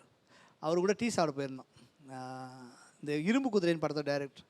அப்போ நான் காசு தரேன் சார் அப்படின்னு நம்ம போடுவோம்ல, நம்ம கவர்மெண்ட் ஸ்டாஃபில் நான் காசு தரேன் சார் அப்படின்னு போகிறப்ப அவர் இந்த பாக்கியத்தை கூட எனக்கு தரமாட்டிங்களா அப்படின்னாரு. எனக்கு அது புதுசாக இருந்துச்சு. என்னடா புதுசாக சொல்லுவீங்களா, புதுசாக யோசிப்பீங்களா அப்படின்னு. இப்போ நான் என்ன பண்ணேன், அதுக்கப்புறமேட்டு அந்த வார்த்தையை மற்றவங்கள்ட்ட பயன்படுத்த ஆரம்பிச்சிட்டேன். சார் இந்த பாக்கியத்தை எனக்கு கொடுங்க சார் அப்படின்னா அவங்க அப்படி என்ன அப்படின்னு. இப்போ நம்ம இனிமேட்டு வாழ்த்துறப்ப இப்படி வாழ்த்தணும். நம்ம அவர் வந்து பிளான் பண்ணி சொன்னாரா இல்லை அவர் எங்கேயோ காப்பி வச்சா, ஆனால் அவங்க சொல்லிட்டு ஒன்று போகிறாங்கல்ல, அது நமக்கு வந்து லைஃப் அப்படி சேஞ்ச் பண்ணிடுது. வாழ்த்துறப்ப நல்லாரு இப்படிலாம் இல்லாமல் மனித பிறவியில் தீவினைகளை அறுக்க வல்ல சிறந்த தவம் உனக்கு அமைவதாக. எப்படி வாழ்த்துறாங்க பாருங்க இல்லை. இதை நம்ம பிடிச்சிக்கணும். இனிமேல் நீங்கள் பிடிக்கிங்கன்னா நாம் வச்சுக்கணும். செறிவளை அணிந்த மடந்தையரே, உங்கள் வரலாற்றை அரவணடிகளும் வந்து அறிவீராக. என் கையில் உள்ள இந்த ஐயக்கடிகை என்னும் ஐயக்கடிகை, இந்த மேஜிக் பாக்ஸு ஆபுத்திரன் கையில் இருந்த அமுத சுரபி என்னும் மிக்க பெருமையுடைய பாத்திரமாகும். இந்த பாத்திரம் என்ன தெரியுமாக்கா? என்னடி கையில் புதுசாக ஏதாச்சும் அவங்களுக்கு தெரியாது இல்லை. இப்போ உங்களுக்கு தெரியும், ஏன் கதை கேட்டீங்க. அவங்களுக்கு தெரியாது, என்ன புதுசாக கையில் ஒரு பாத்திரம் வச்சுக்கு, இது யார் கொடுத்தா அப்படின்னா, இதில் அந்த பாத்திரத்தை வந்து அமுத சுரபி வந்து, இது பேர் அமுத சுரபி. இந்த பாத்திரத்தோட கதையை வந்து நம்ம போய் அவர்கிட்ட கேட்போம் வாங்க அப்படின்றா. நீங்கள் இதனை தொழுவீராக. இதை வந்து நீங்கள் இந்த பாத்திரம் வந்து சாதாரண பாத்திரம், இதை வந்து தொட்டு கும்பிட்டுக்கங்கன்றாங்க, தொழுவுங்க அப்படின்றாங்க என்று மணிமேகலை மேலும் கூற மாதவி சுதமதி அந்த தெய்வக்கடியை தொழுது வணங்கி போற்றினர். மாசற்ற மாண்புமிக்க தவமுடைய அரவணடிகளை வணங்குவதற்கு செல்வேன், நீயும் விரும்பி வருக என்று இளங்கொடி கூறினாள். நான் கூப்பிட்டேன்லாம் வராத, நான் கூப்பிட்டேன், நீ என்ன பண்ண, நீயும் விரும்பி வா அப்படின்னு சொல்லி கூறுறா. மணிமேகலையுடன் மாதவியும் சுதமதியும் எழுந்து சென்றனர். அது வரைக்கும் நீங்கள் என்ன பண்ணுங்கள், நான் உங்களுக்கு உங்கள் ஃபோன் நம்பர் தரேன், உங்கள் நம்பருக்கு நான் ஒரு லிங்க் அனுப்புகிறேன். ஒரு வாரம் ஃபுல்லாக உட்காந்து அந்த லிங்கை கேட்டுட்டு அடுத்த வாரம் வாங்க, உங்களுக்கு எல்லாமே தெளிவாயிடும். சுதமதி என்பது யாருன்னா மணிமேகலையோட ஃப்ரெண்டு. அவள் தான் போன ஜென்மத்தில் உங்களுக்கு, ஆனால் முழு கதையும் தெரியாமல் நீங்கள் உட்காந்துருக்கீங்கல்ல, அதான் பெரிய விஷயம் உங்களுக்கு. அது ரொம்ப நல்ல விஷயம் அது. ஆமாம், இல்லை கதை தெரியாமல் நம்ம கதை கேட்க முடியாதுல்ல. ஆமாம் தெய்வக்கு. ஓகே, இதுதான் பாட்டு. நீங்கள் மணிமேகலை பார்த்ததுக்கப்புறம் ஐயோ ரொம்ப கஷ்டமாக இருக்குமோ, இவர் எப்படி எழுதியிருப்பார் அப்படிலாம் இல்லை. சிம்பிளாக வாசி பாருங்களேன். மணிமேகலா தெய்வம் நீங்கிய பின்னர், கரெக்டா இல்லையா? மணிப்பல்லவத்திலேயே மணிமேகலை தான் வெண்மணல் குன்றமும் விரிப்பூஞ்சோலையும் தன்மலர் பொய்கையும். தண்ணுன்னா என்ன அர்த்தம் இங்கே? குளிர்ச்சி. தண்ணீர்னு ஒரு வார்த்தை பயன்படுத்துறீங்கல்ல, தண்ணீர்னாவே குளிர்ச்சின்னு அர்த்தம் தான். சுடு தண்ணி கூடன்னு கேட்கக்கூடாது. ஆமாம், தன்மை தண்ணீர் அப்படி. தன்மலர் பொய்கையும் தாழ்ந்தல் நோக்கி காவதம் திரிய கடவுள் கோலத்து தீவதிலகை செவ்வனம் தோன்றி களம் கவிழ் மகளிரின், சொன்னல கப்பல் கவுந்த ஒரு பிள்ளை மாதிரி, களம் கவிழ் மகளிரின் வந்து இங்கு எய்திய இளங்குடி தொடி இளங்கு தொடி நல்லாய் யார்னி என்றலும் எப்பிறப்பு அகத்துள் யார்னி என்றது. எந்த நீங்கள் கேட்குற அப்படின்றது சிம்பிளாக தான் இருக்குது. பொன்கொடி அண்ணாய் பொருந்தி கேளாய் போய் பிறவியில் பூமியம் கிழவன். பூமி ஆளக்கூடிய ஒரு தலைவன். கிழவன்னா தலைவன் அர்த்தம்.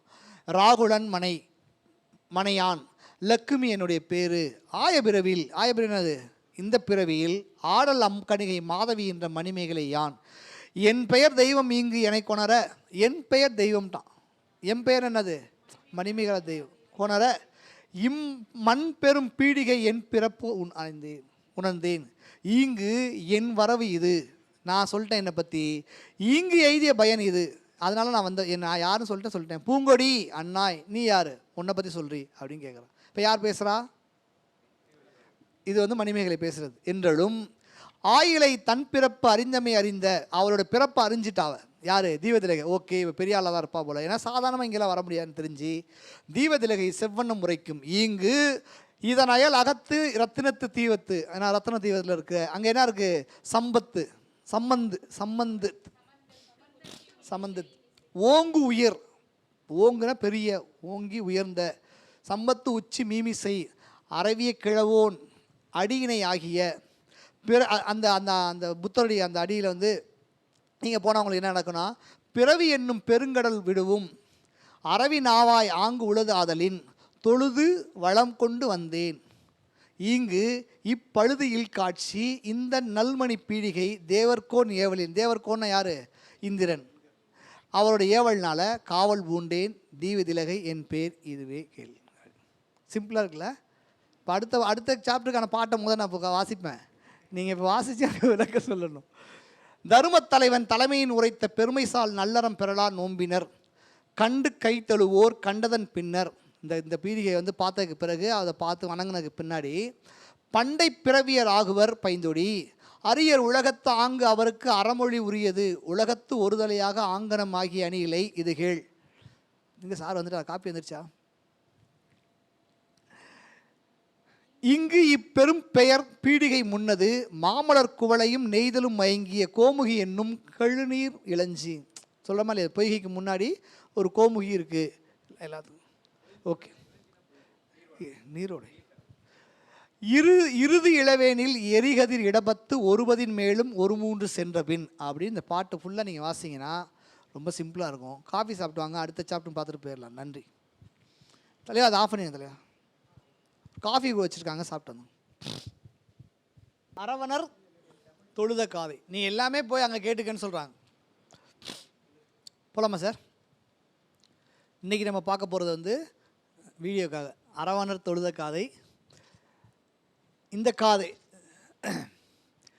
முன்னாடி என்ன சொன்னாங்க? எல்லா பிறப்பையும் நீ போய் கேட்டுக்க. இந்த பாத்திரத்தை முன்னாடி யார் வச்சுருந்தா, இந்த பாத்திரத்துக்கான குவாலிட்டி என்ன, குவாலிஃபிகேஷன் என்ன, எல்லாத்தையும் அங்கே போய் கேட்டுக்குன்னு சொன்னோன்னே இவங்க அப்படியே அந்த பறக்கிற சக்தி இருக்குல்ல, அதனால் அப்படியே பறந்து நேராக கிளம்பி எங்கே வராங்க? அரவணடிகளை பார்க்குறாங்க. அவரை பார்த்து தொழுகிறாங்க. அவர் எப்படி இருப்பார் அப்படின்றதுக்கு முன்னாடியே ஒரு டீட்டெயில் சொல்லிடுறாங்க. ஒரு கேரக்டர் புதுசாக அறிமுகப்படுத்துகிறேன்னா அவர் சின்ன பையனா பெரிய பையனா, ஹேர் ஸ்டைல் எப்படி இருந்துச்சு, என்ன சட்டை போட்டிருந்தார், எல்லாம் எழுதணுமா இல்லையா? அதையும் இவர் எழுதிடுறார். ரொம்ப அற்புதமாக எழுதிட்டு போயிரு. மாதவி சுதமதியுடன் சென்ற மணிமேகலை. மாதவி மற்றும் சுதமதியுடன் சென்ற மணிமேகலை அரவணடிகள் எங்கே இருக்க என்பதை கேட்டறிந்தாள். அவர் எப்படி இருக்கார்னா, நரை முதிர்ந்து தளர்ந்த உடலையும் நான் நடுங்காது உரைக்கும் வன்மையும். 2 வார்த்தை. தலை முடியெலாம் ரொம்ப இதாக இருந்துச்சுன்னா அவங்களுக்கு பேச முடியாது, வாய்ப்பு பல்லெல்லாம் கொட்டிடும், ரொம்ப பொக்கையாக இருப்பாங்க அப்படின்ற மாதிரி இல்லாமல் நரைச்சிருக்கு, ஆனால் ரொம்ப ஸ்ட்ராங்கான வார்த்தை பேசுகிறவர். ஏன்னா பின்னாடி கதை சொல்லணும்ல அவர்.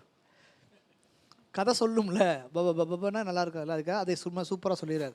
நரை முதிர்ந்து தளர்ந்த உடலையும் நான் நடுங்காது உரைக்கும் வாய்மை மொழிகளையும் உடைய முதியோரான அரவணடிகள் வாழும் தவப்பள்ளியை மலர் சூடிய மேகம் போன்ற கூந்தலை உடைய. பாருங்க, அப்படியே ரசிச்சுக்கிட்டே இருந்திருக்காங்க. ஒன்று சொல்லுவாங்க சினிமாவில், என்ன சொல்லுவாங்கன்னா, வில்லனை வந்து நீங்கள் எவ்வளோக்கெவ்வளோ ரசித்து எழுதுறீங்களோ அவ்வளோக்கெவ்வளோ ஹீரோ ஸ்ட்ராங் ஆகிட்டே இருப்பான் அப்படின்னுவாங்க. நம்ம ஹீரோவை பயங்கரமாக பில்டப் பண்ணி ஏற்றிட்டு வில்லன் சொம்பையாதுட்டு அவன் யார் தெரியுமா, அவன் யார் தெரியுமா, அவனே வில்லனே வந்து ஹீரோ சொல்லிகிட்டே இருக்கான்னு வச்சுங்களேன், படம் வந்து ஏய் நீ யாரா அப்படின்ற மாதிரி ஆயிடும். நீங்கள் ஒவ்வொரு கேரக்டரும் ரசித்து எழுதுறது. நீங்கள் நான் சொல்கிற சினிமான்னு ஈஸியாக சொல்கிறேன். நீங்கள் எழுதக்கூடிய சிறுகதை, நாவல் எதாக இருந்தாலும் அந்த கேரக்டர் ரசித்து உள்வாங்கி இவ்வளோ டீட்டெயில் எழுதி வச்சுட்டு பண்ணிங்கன்னா நல்லாயிருக்கும். கேரக்டர் டிசைனே ஒரு ஃபார்மேட் ஒன்று இருக்குது. ஒரு கேரக்டரை எப்படி நம்ம டிசைன் பண்ணணும். இப்போ நான் இருக்கேன் அப்படின்னா என்கிட்ட ஒரு 10 கதைகள் இருக்கும். என் அண்ணன் கதை, என் தம்பி கதை, எங்கள் அக்கா கதை, தங்கச்சி கதை, லவ்வர் கதை, ஊர் கல்லூரியில் படித்தது எப்படி ஒரு 10. அதை தாண்டி நம்ம ஒரு கதை எழுத போகிறோம்னா நம்ம புதுசாக ஒரு கற்பனையில் ஒரு இப்போ அது என்ன படங்க ப்ளூ கலரில் இருக்குமே ஹாலிவுட்டில் அவதார் மாதிரி நம்ம ஒரு கதை எழுதுறோம்னா நம்ம அதுமாதிரி பார்த்துருக்க மாட்டோம்ல. அப்போ கேரக்டர் டிசைன் ஒன்று இருக்குது. அப்போ கேரக்டர் டிசைனில் இன்டீரியராக நான் யார், எக்ஸ்டீரியராக நான் யார் அப்படின்னு ஒரு ஃபார்மேட் இருக்குது. இன்டீரியராக நான் யார், என் பேர் இது, அக்கா தங்கச்சி இருக்கா, ஆமாம், அக்கா தங்கச்சி என்ன பண்ணுறாங்க, தம்பி என்ன பண்ணுறாங்க அப்படின்னு ஷிட்ஃபீல்டு ஒரு பெரிய ஃபார்மேட் ஒன்று கொடுத்துருப்பார். அக்கா தங்கச்சினால இவருக்கு எதாவது ப்ளஸ் மைனஸ் நடந்துச்சா, யார்கிட்ட படித்தார், ஸ்கூல் மூலியமாக இவருக்கு எதாவது ப்ளஸ் முடிஞ்சா, இவர் யாரை ஃபாலோ பண்ணி வந்தார், இப்படியே வந்து நம்ம ஃபேமிலியை பற்றி எப்படி படிப்பார், நல்லா படிப்பாரா, சோம்பேறியாக இருப்பார், ஃபுட்பால் விடுவாரா, இப்படிலாம் நிறைய டீட்டெயில் கேட்டு ஒரு எல்லாத்தையும் ஒரு கொஸ்டினாக கேட்டிருப்பாங்க. அப்புறமேட்டு இந்த படத்தில் இந்த கதையில் இந்த கேரக்டர் என்ன பண்ணுது, அரவணடிகள் என்ன பண்ணுறாரு, அவர் என்னென்னா ஒரு அரவணடிகள் இப்படி சாமியார் இப்படி இருக்கும், முன்பிறப்பை பற்றியெல்லாம் சொல்லுவார் அப்படின்றதுக்கு அந்த டீட்டெயிலுமே எழுதிட்டு நீங்கள் போய் கதை இல்லாமல் அது எழுதுகிறப்ப நிறைய சீன் வந்துடும் உங்களுக்கு. நீ கேரக்டர் டிசைன் எழுதுகிறப்பயே நிறைய சீன் வந்துடும். அவன் எப்படி ஸ்லாங் பேச போகிறான், இந்த கதையில் அவன் நக்கலாக பேசுவானா, திமுறாக பேசுவானா, எல்லாமே உங்களுக்கு வந்துடும். எழுதி எழுதி எழுதி அதுக்கு முன்னாடி என்ன பண்ணால் அந்த ஃபார்மெட்டை வச்சுட்டு நம்ம கூட இருக்கவங்கள அதுங்களை பார்த்து அதில் அடாப்ட் பண்ணி எழுதி எழுதி பார்க்கணும். எழுதி எழுதி எழுதி பார்த்தீங்கன்னு வச்சுங்களேன், அப்புறம் ஒரு கேரக்டர் மைண்டில் உட்காந்து வச்சுன்னா கட கட கட கட கடன்னு வரும். உங்களை ஆங்கில படங்களில் ஏன் வந்து ஒரு சின்ன நுணுக்கமான ஒரு விஷயம் கூட அந்த ஹீரோவை நம்ம பார்க்குறோம். இங்கே நமக்கு தெரியுது இவர் நாசர் சார், இவர் வினி சக்கரவர்த்தி யார், இவர் கார்த்திக், இவர் பிரபு, இதெல்லாம் நமக்கு தெரியுது, நம்ம பார்த்துடுறோம். அப்போ அவங்க யாருன்னு நமக்கு தெரியாது. ஆனால் அந்த கேரக்டருக்குள்ளே நம்ம ஏன் ட்ராவல் ஆகி போகிறோம்னா அவங்க இவ்வளோ டீட்டெயில் எழுதிட்டு தனியாக கேரக்டர், இந்த கேரக்டர் எப்படி இருக்கும், முகம் எப்படியா இருக்கும், குண்டலாக இருக்குமா, நீளமாக, எல்லாத்தையும் பார்த்து அதுக்கான ஆர்டிஸ்ட்டை வச்சு தான் படம் எடுக்கிறனால தான் நம்மளுக்கு இங்கிலீஷ் படங்கள் வந்து ரொம்ப இதாக இருக்குது. இது நம்மால் முன்னாடி செஞ்சுருக்கான் பாருங்க. நரை முதிர்ந்து தளர்ந்த உடலையும் அவன் எப்படி நடப்பான், நம்ம ஆடிஷன் வைக்கிறப்ப நம்ம பார்த்துறோம்ல, இவன் நல்லா இருக்கான் நல்லா பார்க்குறேன், இவன் வந்து நரை முதிர்ந்து தளர்ந்த உடல் இருக்கணும், ஆனால் நான் நடுங்காது பேசக்கூடிய வார்த்தை கரெக்டாக இருக்கணும், அப்படியே ஒரு ஆளை செலக்ட் பண்ணி வச்சுருக்காங்க. வாழும் தவப்பள்ளியை மலர் சூடிய மேகம் போன்ற கூந்தலையுடைய மணிமேகலை சேர்ந்தாள், மாதவ முனிவரின் திருந்திய அடிகளை வணங்கினாள், முறையோடு புகழ்ந்தாள். யாரை பார்த்தாலும் முதல்ல புகழ்றது வந்து ஒரு ரொம்ப முக்கியமான, கடவுளே புகழ்ந்தால் தான் அவர் பிடிக்கும், இல்லாட்டி கடுப்பார் அவர். மணிமேகலை தன் வரலாறு கூறுதல் எல்லாத்தையும் சொல்கிறா. இது வரைக்கும் நம்ம பார்த்த எல்லா கதையும் சொல்கிறா. நான் இங்கே வந்தேன், போனேன், மலர் கொய்ய போனேன், அங்கே உதயகுமாரன் வந்தான், உதயகுமாரன் வந்து எங்களை பிடிச்சிட்டு போனான், நான் அதுக்கப்புறம் இந்த அம்மா வந்து தூக்கிட்டு வந்து இங்கேருந்து உட்கார வச்சு அங்கே முற்பிறப்பு அறிஞ்ச, இது எல்லாத்தையும் அவர் சொல்கிறார். படித்து பார்த்தியா தோழி உங்களுக்கு. அரவணரிடம் மணிமேகலை தான் புதுமலர் கொய்வதற்காக உபவனத்திற்கு சென்றதையும், உதயகுமாரன் அங்கு வந்து கூறிய மொழிகளையும், அப்பொழுது மணிமேகலா தெய்வம் தோன்றி தன்னை மணிப்பல்லா தெய்வுக்கு எடுத்து சென்றதையும் நம்ம கட் பண்ணி போடுவோம். ஃப்ளாஷ்பேக்கில் என்ன நினச்சி தெரியுமா, அப்படி கிடுன்னு போட்டு அப்படி போடுவோம்னா அது மாதிரி. அத்தீவில் இருந்த புத்ததேவனின் பாதபிடம் சென்று பிறப்பு நிகழ்ச்சியை தனக்கு உணர்த்தியதையும், சென்ற பிறப்பில் கணவனாக இருந்த ராகுலன் இந்த பிறப்பில் உதயகுமாரன் என்பதை களிப்பால் துள்ளும் மீன் போன்ற நீண்ட கண்களுடைய மணிமேகலா தெய்வத்தால் அறிந்து கொண்டதையும். மணிமேகலா தெய்வத்துக்கு ஒரு டீட்டெயில் சொல்கிறான். அது எப்படி இருக்கான் மணிமேகலா தெய்வா, களிப்பால் துள்ளும் மீன் போன்ற நீண்ட கண்களையுடைய மணிமேகலா தெய்வம். அவளை பற்றி சொல்கிறப்ப கூந்தலை பற்றி பேசுகிறாங்க. உன் தமக்கையரான தாரையும் வீரையும் தீவினை வந்து உறுத்தியதால் இறந்தொழிந்து மாதவியாகவும் சுதமதியாகவும் அழகிய கூந்தலும் சாலும் உடைய உன்னுடன் கூடினர். ஓகே. பூங்கொடி நல்லாய், அவர்கள் வரலாற்றை அரவணனிடம் கேட்டு தெரிந்து கொள் என்று மணிமேகலா தெய்வம் கூறியதையும், அந்த தெய்வம் தனக்கு 3 மந்திரங்களை அருளி விசும்பு என்னது வானத்தில் எழுந்து சென்றதையும், அந்த தெய்வம் சென்ற பின்னர் தீபதிலகை விரைவாக தோன்றியதும் அருள் பெற்றதும், ஆபுத்திரன் கையகத்திலிருந்த தொழுதற்குரிய சிறப்பமைந்த பாத்திரத்தை 4 வகை வன்மையிடம் அளித்ததையும், ஆபுத்திரன் வரலாற்றை அரவனிடம் கேட்பாயாக என கூறி பேரொளி வீசும் பெருமையுடைய அந்த தீபதிலக தெய்வம் ஊருக்கு செல்க என்று உரைத்தவுடன் நான் பூம்புகார் நகர் வந்ததடையும் செய்திகளையும் கூறினாள். எல்லாத்தையும் சொல்லிடுறான். சினிமாவில் வந்து பார்த்தீங்கன்னா ஒரு ஒரு ஒரு கதை, நான் சினிமான்னு சும்மா சொல்கிறேன், நீங்கள் என்ன உங்கள் ஏரியாவில் வச்சுக்கோங்க. இப்போ நான் வந்து ஒரு கதை சொல்கிறேன், ஓகே, நான் வந்து இப்படி வந்து படித்து இப்படி வந்தேன் அப்படின்னு ஒரு கதை சொல்கிறேன்னு வச்சுக்கோங்களேன். எங்கள் டீச்சர் பற்றி அதில் ஒரு கதை ஒன்று உள்ளே வரும். அந்த கதையை நான் போய் பார்த்துருக்கே மாட்டேன். அப்போ டவுட்டு கேட்கும் ஆடியன்ஸுக்கு, இவனுக்கு இந்த கதை சொல்கிறான், ஓகே, அந்த கதை இவனுக்கு எப்படி தெரியும் அப்படி இவங்க சும்மா ட்விஸ்ட் மாதிரி கேட்பாங்க, லூஸ் மாதிரி. அதை விட்டுருங்க, அப்படி கேட்கக்கூடாதுன்னு டீட்டெயில் சொல்லிடுறாங்க. அரவணடிகள் எல்லாத்தையும் அறிந்தவர் அவர் தெரியும்னு சொல்கிறத விட ஆடியன்ஸுக்கு இந்த இடத்துல மறுபடியும் கதை அவங்களுக்கு தெரியாமல் போயிடும். மேடம் மாதிரி என்றைக்கா வந்து திடீர்னு உட்காந்து சுத்தமதி யார், மணிமேகலை யார், இது யார், ஏன் இப்படி வந்தாங்கலாம் கேட்கக்கூடாதுன்றக்காக மறுபடியும் இன்ட்ரோலுக்கு முன்னாடி எல்லா கதையும் சொல்லி, சார் இப்படி இப்படி இப்படி சார் இப்படி சார் அப்படின்னு சொல்லி ஒரு கேரக்டர் வச்சு அந்த முழு கதையும் சொல்ல வச்சுருக்கார். எவ்வளோ கதை சொல்லக்கூடிய உத்திகளில் வந்து எவ்வளோ சூப்பராக பண்ணியிருக்காரு. அதையும் சொல்லிட்டார். நமக்கு இப்போ நான் படிச்சுட்டோமேப்பா என்னப்பா அப்படின்னா, இல்லை புதுசாக சிவப்பு கலர் புடவை கட்டி ஒருத்தவங்க வருவாங்க அப்படின்னு சொல்லிடுறாங்க. சொல்லிவிட்டு அரவணடிகள் வீரை தாரை எப்படி செத்து போனாங்கன்றதை சொல்கிறார். அவள் இவ்வளோ சொல்லிட்டாங்க, அதெல்லாம் சரி, இவ்வளோத்தையும் சொல்கிறிய, இவங்க 2 பேரும் எப்படி செத்தாங்க உனக்கு தெரியுமா அப்படின்னாரு. தெரில சார், நான் சொல்கிறேன் கேளு அப்படின்னு அவர் சொல்கிறார்.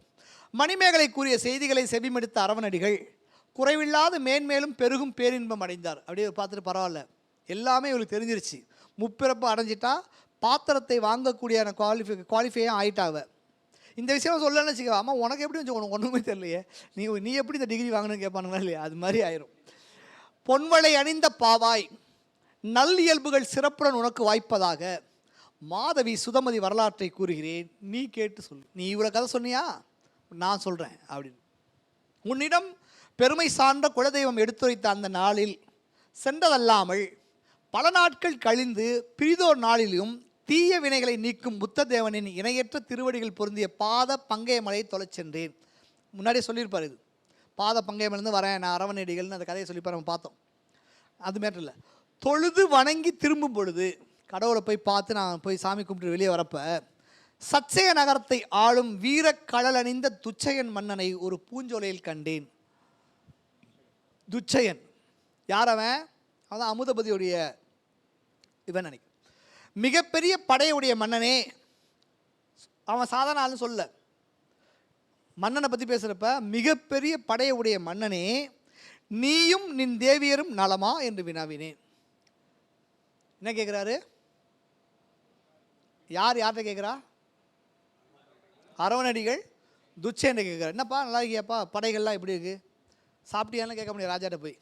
ராஜாட்ட கேட்டு உன் படை எப்படி இருக்குது தான் கேட்கணும். படை எப்படி இருக்குது, எவ்வளோ ஆயுதம் வச்சுருக்கீங்க, அதான் கேட்கணும். அப்போ மிகப்பெரிய படையுடைய மன்னனே, நீயும் உன் ஒய்ஃபு நல்லமா அப்படின்றப்ப அவன் அந்த கதையை சொல்ல ஆரம்பிக்கிறான். அவன் உள்ளம் உறுதி அழிந்திருந்தது. அவன் உள்ளம், ஏன்னா ஒரு சாவாயிருச்சு. உள்ளம் எப்போ உறுதி அழியும்னா சாவானதுக்கப்புறம். வாய்விட்டு புலம்பினான். ஒளியணி அணிந்த தன் மனைவியருக்கு உற்ற துன்பத்தை கூறத் தொடங்கினான். அவங்களுக்கு ஏற்பட்ட துன்பத்தை கூறத் தொடங்கினான். புதிதாய் பிடித்து கொண்டு வரப்பட்ட, இதை எனக்கு ரொம்ப பிடிச்சிருந்துச்சு, யானை பழகின யானை அடிக்காதில்ல ராணியெல்லாம். அப்போ புதிதாக பிடித்து கொண்டு வரப்பட்ட யானையின் முன்னே மது அருந்திய கழிவெறியால் உண்டான மயக்கத்தால், புதிதாக பிடித்து கொண்டு வரப்பட்ட யானையின் முன்னே மது அருந்திய கழிவெறியால் உண்டான மயக்கத்தால் வீரை வீழ்ந்து கொள்ளப்பட்டாள். அது உங்களுக்கு அதுக்கு தான் நான் அந்த இடத்துல 2வது டைம் அழுத்தி சொல்லி வாசித்தேன். அதுக்கு தான் 2வது டைம் நீங்கள் இந்த கேள்வி கேட்பீங்கன்னா, 2வது யானை மது இருந்துச்சா வீரை சரக்க போட்டாளா அப்படின்னு தானே யோசிங்க. அது உங்களுடைய. வீரை இறந்த செய்தி கேட்டதும் செத்துடுறா. வீரை இறந்த செய்தி கேட்டதும் தாரை ஆறா துயர் அடைந்தாள். அத்துன்பத்தை தாங்க மாட்டாதவளாய் ஒரு நிலாமுற்றத்தில், நிலாமுற்றம் என்னது, பால்கனி, பால்கனி தான் நிலாமுற்றம், ஓகே, நிலாமுற்றத்தில் ஏறி தன் உயிரை மாய்த்து கொண்டாள் என்று தனக்கு நேர்ந்த மாபெரும் துன்பத்தை துச்சயன் கூறினான். உன் துன்பம், இப்போ யாருமே நீங்கள் செத்து போயிட்டான்னு வச்சுக்க, இது மாதிரி தம்பி செத்துட்டாங்க, அவன் ஒய்ஃப் செத்துட்டாங்க அப்படின்னா, அப்படியா சரி ஓகே அப்புறம் அப்படின்னு போயிடக்கூடாது. அவங்களுக்கு நீங்கள் இறந்தவங்களுக்கு எப்படி ஆறுதல் சொல்லணும் அப்படின்னா, நான் ஆக்சுவலி இதில் தான் கற்றுக்கிட்டேன். ஒன்றும் இல்லை, அவங்களுக்கு வேறு ஒரு பிறவி இருக்கும், அதுக்கு அங்கே போயிருப்பாங்க, அவங்களுக்கு இங்கே வேலை இருக்காது, அதுதான் கடவுள் எடுத்துக்கிட்டான்னு சொன்னால் அவங்க ஒரு பயங்கரமான ஒரு ஆறுதல் அடைஞ்சிடுவாங்க. செத்து வீட்டில் இழப்பு உண்டானவங்களை போய் நீங்கள் மீட் பண்ணி பேசினா உங்களுக்கு தெரியும். அது பயங்கரமாக இருக்கும். உங்களுக்கு கிட்டத்தட்ட அப்பா அம்மாலாம் இறந்துட்டா ஒரு 2 வருஷமாக தான் அது உங்களை அடிச்சுட்டே இருக்கும். எங்கே பார்த்தாலும் அவங்க இருப்பாங்க, எங்கே பார்த்தாலும் நிற்பாங்க, எதையா அவங்க கூப்பிட்டது பேசுனது எல்லாமே ஞாபகம் வந்துகிட்டே இருக்கும். அப்பா அம்மா இறந்துட்டா. நான் எங்கள் அப்பா இறந்தப்போ எங்கள் டிபார்ட்மெண்ட்டில் ஒருத்தர் சொன்னார், ஒரு 2 வருஷம் அப்படி தானே இருக்கும், பார்த்துக்க, ஒன்றும் பண்ணாத, ஒன்றும் ஃபீல் ஆகாத அப்படின்னு சொல்லிட்டே இருந்தார். என்னடா அவ்வளோ அசால்ட்டாக சொல்கிறாங்கன்னு பாரு, அவங்க அப்பா முன்னாடி இறந்துருக்காரு, அவர் தான் அவர் ஃபாலோ பண்ணியிருக்காரு, நமக்கு அது ஈஸியாக சொல்கிறார். இப்போ இந்த விஷயத்தை இறந்துட்டாரா அப்படியா செத்துட்டாரான்னு கேட்காம அவங்களுக்கு வேறு ஒரு வேலை இருக்குங்க. அவங்க நம்ம அடுத்த ஜென்மத்துக்கு போயிருப்பாங்க, நீங்கள் கவலைப்பட்டுட்டு இருக்க. முன்னாடி பார்த்தோமா இல்லையா, ஒரு பையன் வந்து இறந்துருவான், அவங்க அம்மா வந்து அந்த சாமிகிட்ட போய் என் பிள்ளையை வந்து காப்பாற்றி கொடுன்னு கேட்குறப்ப, பைத்தியம் மாதிரி அவன் ஆல்ரெடி வேறு இடத்துக்கு போயிட்டாண்டி அப்படின்னு சொல்கிறாங்கல்ல அந்த விஷயத்த. அப்போ இவன் அழுகிறப்ப அரவணைக்கு என்ன சொல்கிறான்னா, உன் துன்பம் நீ முற்பிறப்பில் செய்த தீவினையின் பயனே. இப்போ உன் பொண்டாட்டி இழந்து கஷ்டப்படுறல, உன் முற்பிறப்பு நீ செஞ்ச தீவினையோட பயன்தான் உனக்கு வந்திருக்கு. நீ வருந்த வேண்டாம் என்று நான் அவனுக்கு ஆறுதல் கூறிவிட்டு அங்கிருந்து வந்தேன். நாடக அரங்கில் ஆடும் கூத்தியர் புனையும் வேற்றுருவம் போல. எப்படி நாடக அரங்கில் நம்ம மேக்கப் பண்ணி நம்ம எப்படி இருப்போம், அங்கே போனால் ராஜா வேஷம் போகிறோமா இல்லையா, அந்த வேடம் போல இந்த நகரத்தில் வேறு வகையான வடிவத்தோடு நீவீர் இருவரும் வந்தீர் என்று அறங்களால் துணியப்பட்ட கொள்கையை மேற்கொண்ட தவமுனிவன் அரவன் மாதவி சுதமதியின் முற்பிறப்பு நிகழ்ச்சியை கூறி வினவினான். நீங்கள் ஏன் இங்கே வந்து வேறு கெட்டப்பில் வந்திருக்கீங்க அப்படின்னு. புத்தனின் சிறப்பை கூறுதல். அப்போ அரவணடிகள் புத்தரை பற்றி பேசாமல் நல்லா இருக்காதுல்ல, அப்போ அவரை பற்றி சொல்கிறார். பாசிக்கலாமா, போயிடலாமா? நறுமண மலர்மாலை சூரிய நங்கையே. பாட்டு ஃபுல்லாக பெண்களுடைய கூந்தலில் பூ வச்சுருக்காங்கன்னு சொல்லிட்டே இருக்காங்க. ஆனால் நான் வரப்பெல்லாம் பார்க்குறேன் எந்த பெண்களும் பூ வைக்க மாட்டாங்க. அவங்க எல்லாத்தையும் வந்து மணிமேகலை படிக்க சொல்லணும் போல இருக்குல்ல. எல்லா பூவையும் இவங்க வெள்ளைக்காரங்க எடுத்துகிட்டு போய் அங்கே சென்ட் தயாரித்து உங்களுக்கு ஒவ்வொரு பேரில் வந்து அனுப்பிச்சிட்ருக்காங்க. நம்ம வாங்கி அதை அடிச்சிட்ருக்கோம். எவ்வளோ பூக்கள் இருக்குல்ல, நம்ம குறிஞ்சி பாட்டிலே 99 வகையான பூக்கள் இருக்குதுன்னு பார்க்குறோம். அவ்வளோ பூக்கள் இங்கே இருந்திருக்கு. நமக்கு தெரிஞ்ச பூக்கள் ரொம்ப கம்மியாக தான் இருக்குது. நறுமண மலர்மாலை சூரிய நங்கையே, நீ உன்னுடைய நல்வினையால் முற்பிறப்பும் அறநெறியும் உணர்ந்தார். அறத்தலைவனாகிய புத்தன் பெருமை சார்ந்த நல்லறமும் கூறினான். அழிவில்லாத நற்கதியான நிர்வாண பேரின்பமுடைய சீரிய நெறி என்று வகுத்தான். புத்தர் என்ன பண்ணுறாருனா, இந்த உலகத்தில் எப்படி வாழன்றதுக்கு ஒரு கைட்லைன் கொடுக்குறாரு. ஆனால் இவங்க என்ன பண்ணானுங்க, உலக இன்பத்தை ஃபாலோ பண்ணிவிட்டு அதை ஃபாலோ பண்ணாமே இருக்காங்க. ஸோ அதனால ரொம்ப டிஸ்டர்ப் ஆகி என்னடா அப்படி இருக்கானுங்கன்னு நினச்சிட்டு இருக்கப்ப அப்படின்னு இதை சொல்ல வர்றாரு. நல்லா பார்த்தே புரியும் உங்களுக்கு. நீ உன்னுடைய நல்வினையால் முற்பிறப்பும் அறநெறியும் உணர்ந்தாய். நல்வினை செஞ்சனால உனக்கு எல்லாமே தெரிஞ்சிருச்சு. அறத்தலைவனாகிய புத்தன் பெருமை சான்ற நல்லறம் கூறினான். அவன் ஒன்று சொல்லியிருக்கான். என்ன அப்படின்னா, அழிவில்லாத நற்கதியான நிர்வாண பேரின்பமுடைய சீரிய நெறி ஒன்று வகுத்தான். அவன் ஒரு கைட்லைன்ஸ் ரெடி பண்ணியிருக்கான், புத்தர் ரெடி பண்ணியிருக்கார். ஆனால் உலகில் இன்னும் அறம் பெருகி வளரவில்லை. அவர் சொன்னார், யாரும் ஃபாலோ பண்ணல, வளரல. இல்லைன்னா இன்றைக்கி வந்து எல்லாத்துக்கும் சாப்பாடு கொடுத்து எல்லாத்தையும் வச்சு எல்லாத்துக்கும் சாப்பாடு, எல்லாருக்கும் ஒருத்தன் இன்னொரு மனிதனுக்கு உதவக்கூடிய பண்பு வளர்ந்துருக்கும். ஆனால் இவங்க ஃபாலோ பண்ணாதனால அந்த பண்பு வளரல. மாறாக, வார்த்தையை பாருங்களேன், மாறாக அருகும் நெருஞ்சியும் செறிந்த இடத்தை அடைந்தது போல. முள் இருக்குல்ல, நெருஞ்சி முள்ளாக குத்தும்ல, அந்த இடத்த போய் நடந்தது மாதிரி துன்பங்களை தரும் தீயகதி நெருங்கி படர்ந்து தீநெறி செல்லும் வழி திறக்கப்பட்டது.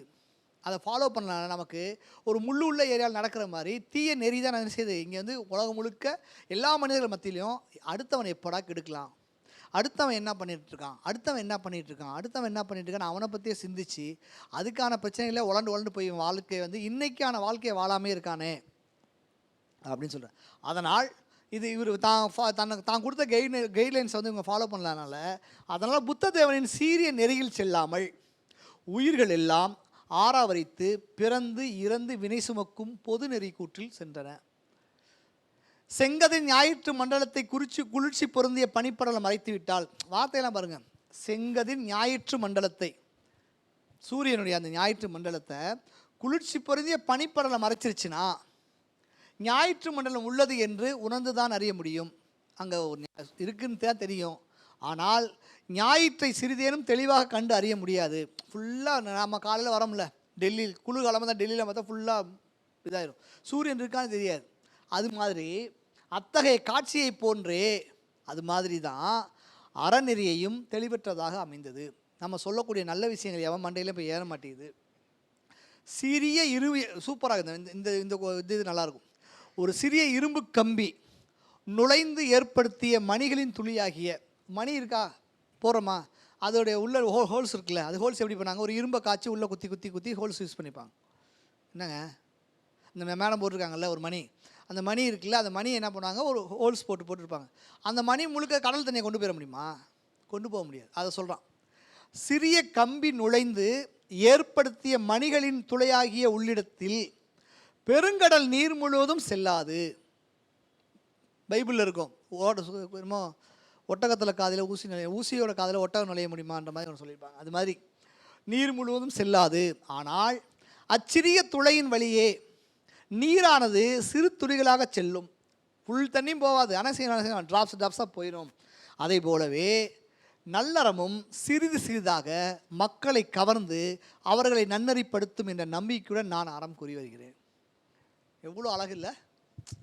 நீ நான் ஆள் புத்தரே சொல்லிய ஒரு பையன் இங்கே கேட்காம எல்லாம் இங்கே வீணாக போயிட்டுருக்காங்க. நீ எங்கடா வந்த அப்படின்னா, மணி வழியாக தண்ணி போகும் மேலே கடல் வழி ஃபுல்லாக போயிடாது, ட்ராப்ஸ் ட்ராப்ஸாக போகும். அது மாதிரி நான் சொல்கிற ட்ராப்ஸ் வந்து பறந்து இது பண்ணும். எப்பயுமே இந்த உலகம் நம்ம என்ன பண்ணோம்னா, என்னத்தை அவன் என்ன பெருசாக என்னத்தை செஞ்சுட்டேன், நான் எங்கள் அப்பா அப்படி தான் இருக்க காசெல்லாம் சொத்து எல்லாத்தையும் கொடுத்துக்கிட்டு இருந்தாரு, என்ன ஆனார் அப்படின்னு பேசுவானுங்களா? அப்படி பேசக்கூடாதுன்றார். அவங்க செஞ்சதை ஃபாலோ பண்ணு, நல்ல விஷயங்களை ஃபாலோ பண்ணுங்க. அது அழகாக சொல்கிறான் பாருங்க, அச்சிறிய துளையின் வழியே நீரானது சிறு சிறு துளிகளாக செல்லும். அதை போலவே நல்லறமும் சிறிது சிறிதாக மக்களை கவர்ந்து அவர்கள் நன்னறிப்படுத்தும் என்ற நம்பிக்கையோடு நான் அறங்களை கூறி வருகிறேன். அவரை பற்றி சொல்லிட்டார், ஒரு நாளைக்கு புத்தர் தோன்றுவார். நாங்கள்லாம் அப்படி செய்கிறோம்ல, நாங்களாம் செய்கிறத வச்சு புத்தர் ஒரு நாளைக்கு தோன்றுவார். புத்தர் தோன்றுப்போ இந்த பூமியில் என்னென்ன மாற்றங்கள் இருக்கும், டக்குன்னு அப்படியே தென்னை மரம் அப்படி நிற்கும், கடல் அலை நிற்கும் அப்படின்னு நம்ம போடுறோம்ல, அந்த விஷயம்லாம் அப்பயே பண்ணியிருக்காங்க. அதுதான் சார் நம்பிக்கை. கடவுள் வரவே மாட்டான்னு சொல்லிட்டு சாமி கும்பிட எவன் நம்புவான்?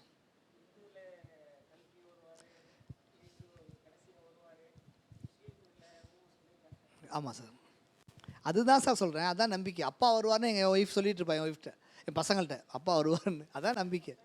போகிறோமான்னு புத்தர் தோன்றுவார். இந்த பழமலாயோட கவிதைகள் வர வழி தெரியுது, போகிற வழி தெரிய மாட்டேன்னு சொல்லுவார். அது மாதிரி அது ஒரு பெரிய பிலாசபி, அதை பற்றி பெருசாக பேசுகிறோம். நான் கூறி வரும் அற உரைகளையும் வளம் சிறந்த மாநில மக்கள் தேற்றார். ஆதலால் சக்கரவாளத்தில் உள்ள தேவர் அனைவரும் ஒன்றாக சேர்ந்து கூடி, அந்த சக்கரவாளத்தை எல்லாமே சொன்னோமா இல்லையா, இந்த பிறவின்றது அப்படி கிடையாது.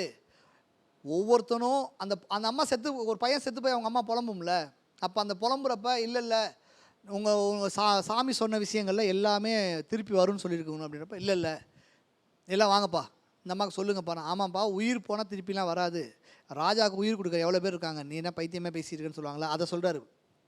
ஆதலால் சக்கரவாளத்துள்ள தேவர் அனைவரும் ஒன்றாக சேர்ந்து கூடி துடிலோகத்தில் உள்ள புத்த தேவனின் திருவடியில் விழுந்து முறையிட்டனர். 1616ஆம் ஆண்டில் இருளே செறிந்து கிடந்த இடம் அகண்ட உலகத்தில் விரிந்த கதிர்களை பரப்பும் ஞாயிற்று செல்வன் தோன்றினார் போல புத்த தேவன் தோன்றுவான். புத்த தேவன் தோன்றிய பின்னர் பெரிய குளத்தின் மதகாகிய சிறிய வழியில் மிகப்பெரிய வெள்ளம் புகுவது போல, பெரிய குளத்தோடைய மதகில் பெரிய வெள்ளம் போகிற மாதிரி, சுனாமி எப்படி வருவது இல்லை, வீட்டு வீடா வந்துச்சு இல்லை, அது மாதிரி. ஐயா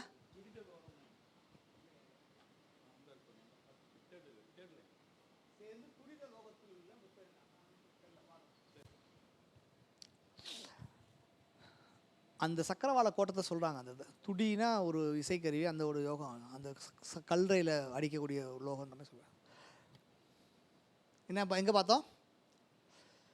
பெரிய குளத்தின் மதகாகிய சிறிய வழியில் மிகப்பெரிய வெள்ளம் புகுவது போல சிறிய அளவுடைய மக்களின் செவி வழியே தங்கள் உள்ளம் நிறைந்த உவகையுடன் அவர்கள் ஏற்றுக்கொள்ளுமாறு அளவிருந்த நன்மை தரும் அறங்கள் புகும்.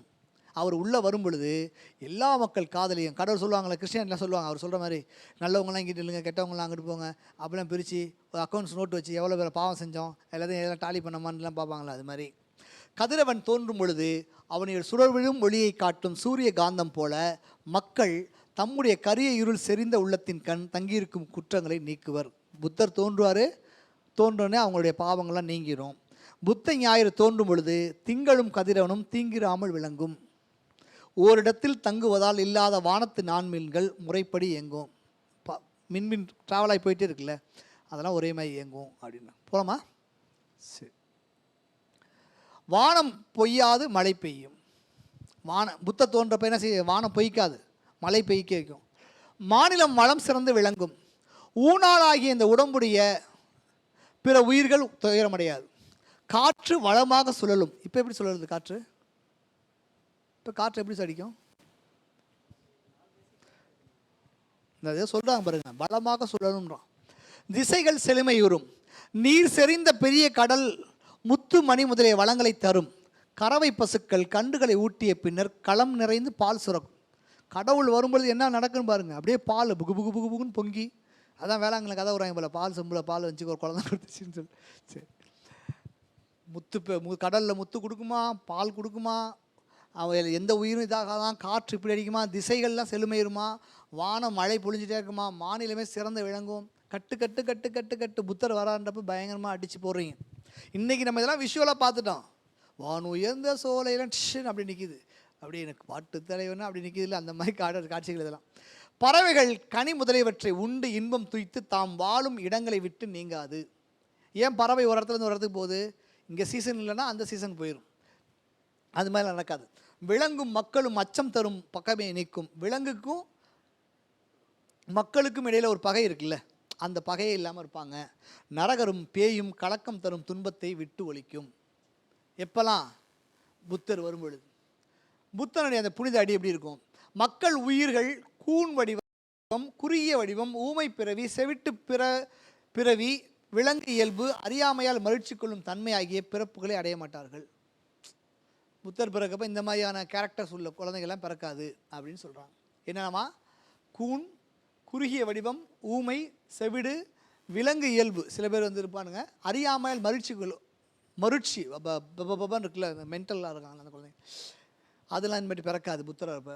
மடக்கொடியே, அந்த நாளில் பிறக்கும் புத்ததேவன் அருளிய அறவுரையை கேட்போர், அன்னைக்கு அவர் சொல்லக்கூடிய அந்த வார்த்தையை கேட்குறவங்க துன்பம் அளிக்கும் மக்கள் பிரிவை கடந்தவர் ஆவார். இந்த மக்கள் பிரிவை துன்பம் நிறைந்ததுன்றான். இந்த இதை வந்து நம்ம என்ன செய்ய ட்ராவல் ஆகி அதுக்கு போயிடுவோம். ஆதலால் போதி மரத்தடியில் அமர்ந்து மெய்யறிவு பெற்ற சிறப்பமைந்த புத்தனின் இணையடிகளை குற்றம் அழியா வண்ணம் வணங்கி போற்றுவதை பிறவிதோறும் நான் மறவேன் மாதே. அதனால தான் நான் வந்து புத்தரை வந்து ஃபாலோ பண்ணேன். நான் ஏன் புத்த மதத்தை ஃபாலோ பண்ணுறேன்னா இது சொல்கிறார். உன் நல்வினையால் விளையும் பல நலங்களின் நகரில் திகழும். அவளை பற்றி சொல்கிறார். பூங்கொடி பாவாய், அந்த பயன்கள் அவ்வாறு நிகழ்ந்த பின்னர் அல்லாமல் நான் கூறும் அறிவுரை உன் மனதில் இப்போது பதியாது. அது என்னைக்கு நடக்குது அன்னைக்கு தான் புரியும். உன்னோடு இருக்கும் இவ்விருவரும் யாரு யாரு? மாதவியும் சுதம். இவ்விருவரும் முற்பிறப்பில் அருந்துயம் நீக்கும் புத்ததேவனின் பாத பங்கையமலை பணிந்தவர்கள் தான். இளங்கொடியே, ஓங்கி வளர்ந்து உயர்ந்த போதி மரத்தின் அடியில் அமர்ந்து ஞானோதயம் அடைந்த புத்ததேவனின் திருந்திய அடிகளை உன்னுடன் வளம் கொண்டு தொழுது வினை பற்றி நீக்கி மாசற்ற சீரிய வழியிலே செல்வார், அதை நீ காண்பாய் அப்படின்ற. அதெல்லாம் சரிதான் சார். அரவான்னா அவன் பேர்னா ஆபுத்திரன்னா யார் சார் அப்படின்னு நீங்கள் சொல்கிறதெல்லாம் கரெக்ட், சூப்பர் அப்படின்னு. அப்போ அமுத சிறப்பை கையில் எடுக்கிறான். அது என்ன அர்த்தமா? உலகம், அதான் துடிலோகம். எப்படி ஆள் எப்படி வச்சுருக்க பாருங்க இல்லையா?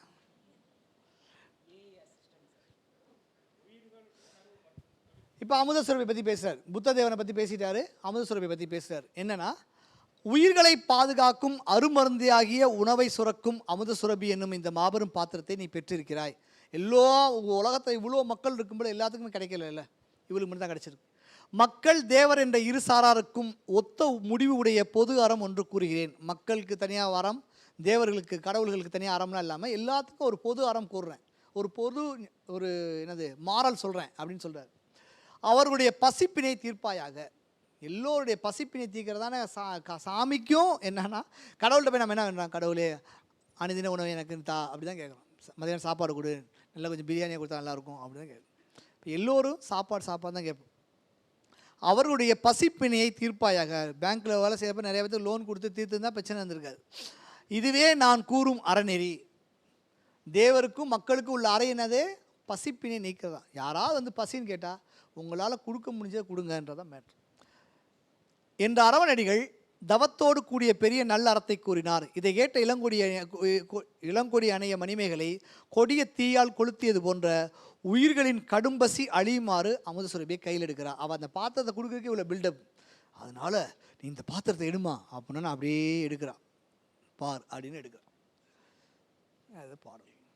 எடுத்ததுக்கு பிறகு இந்த பாத்திரம் முன்னாடி யார் வச்சுருந்தா அப்படின்ற செய்தி தான் அடுத்தது.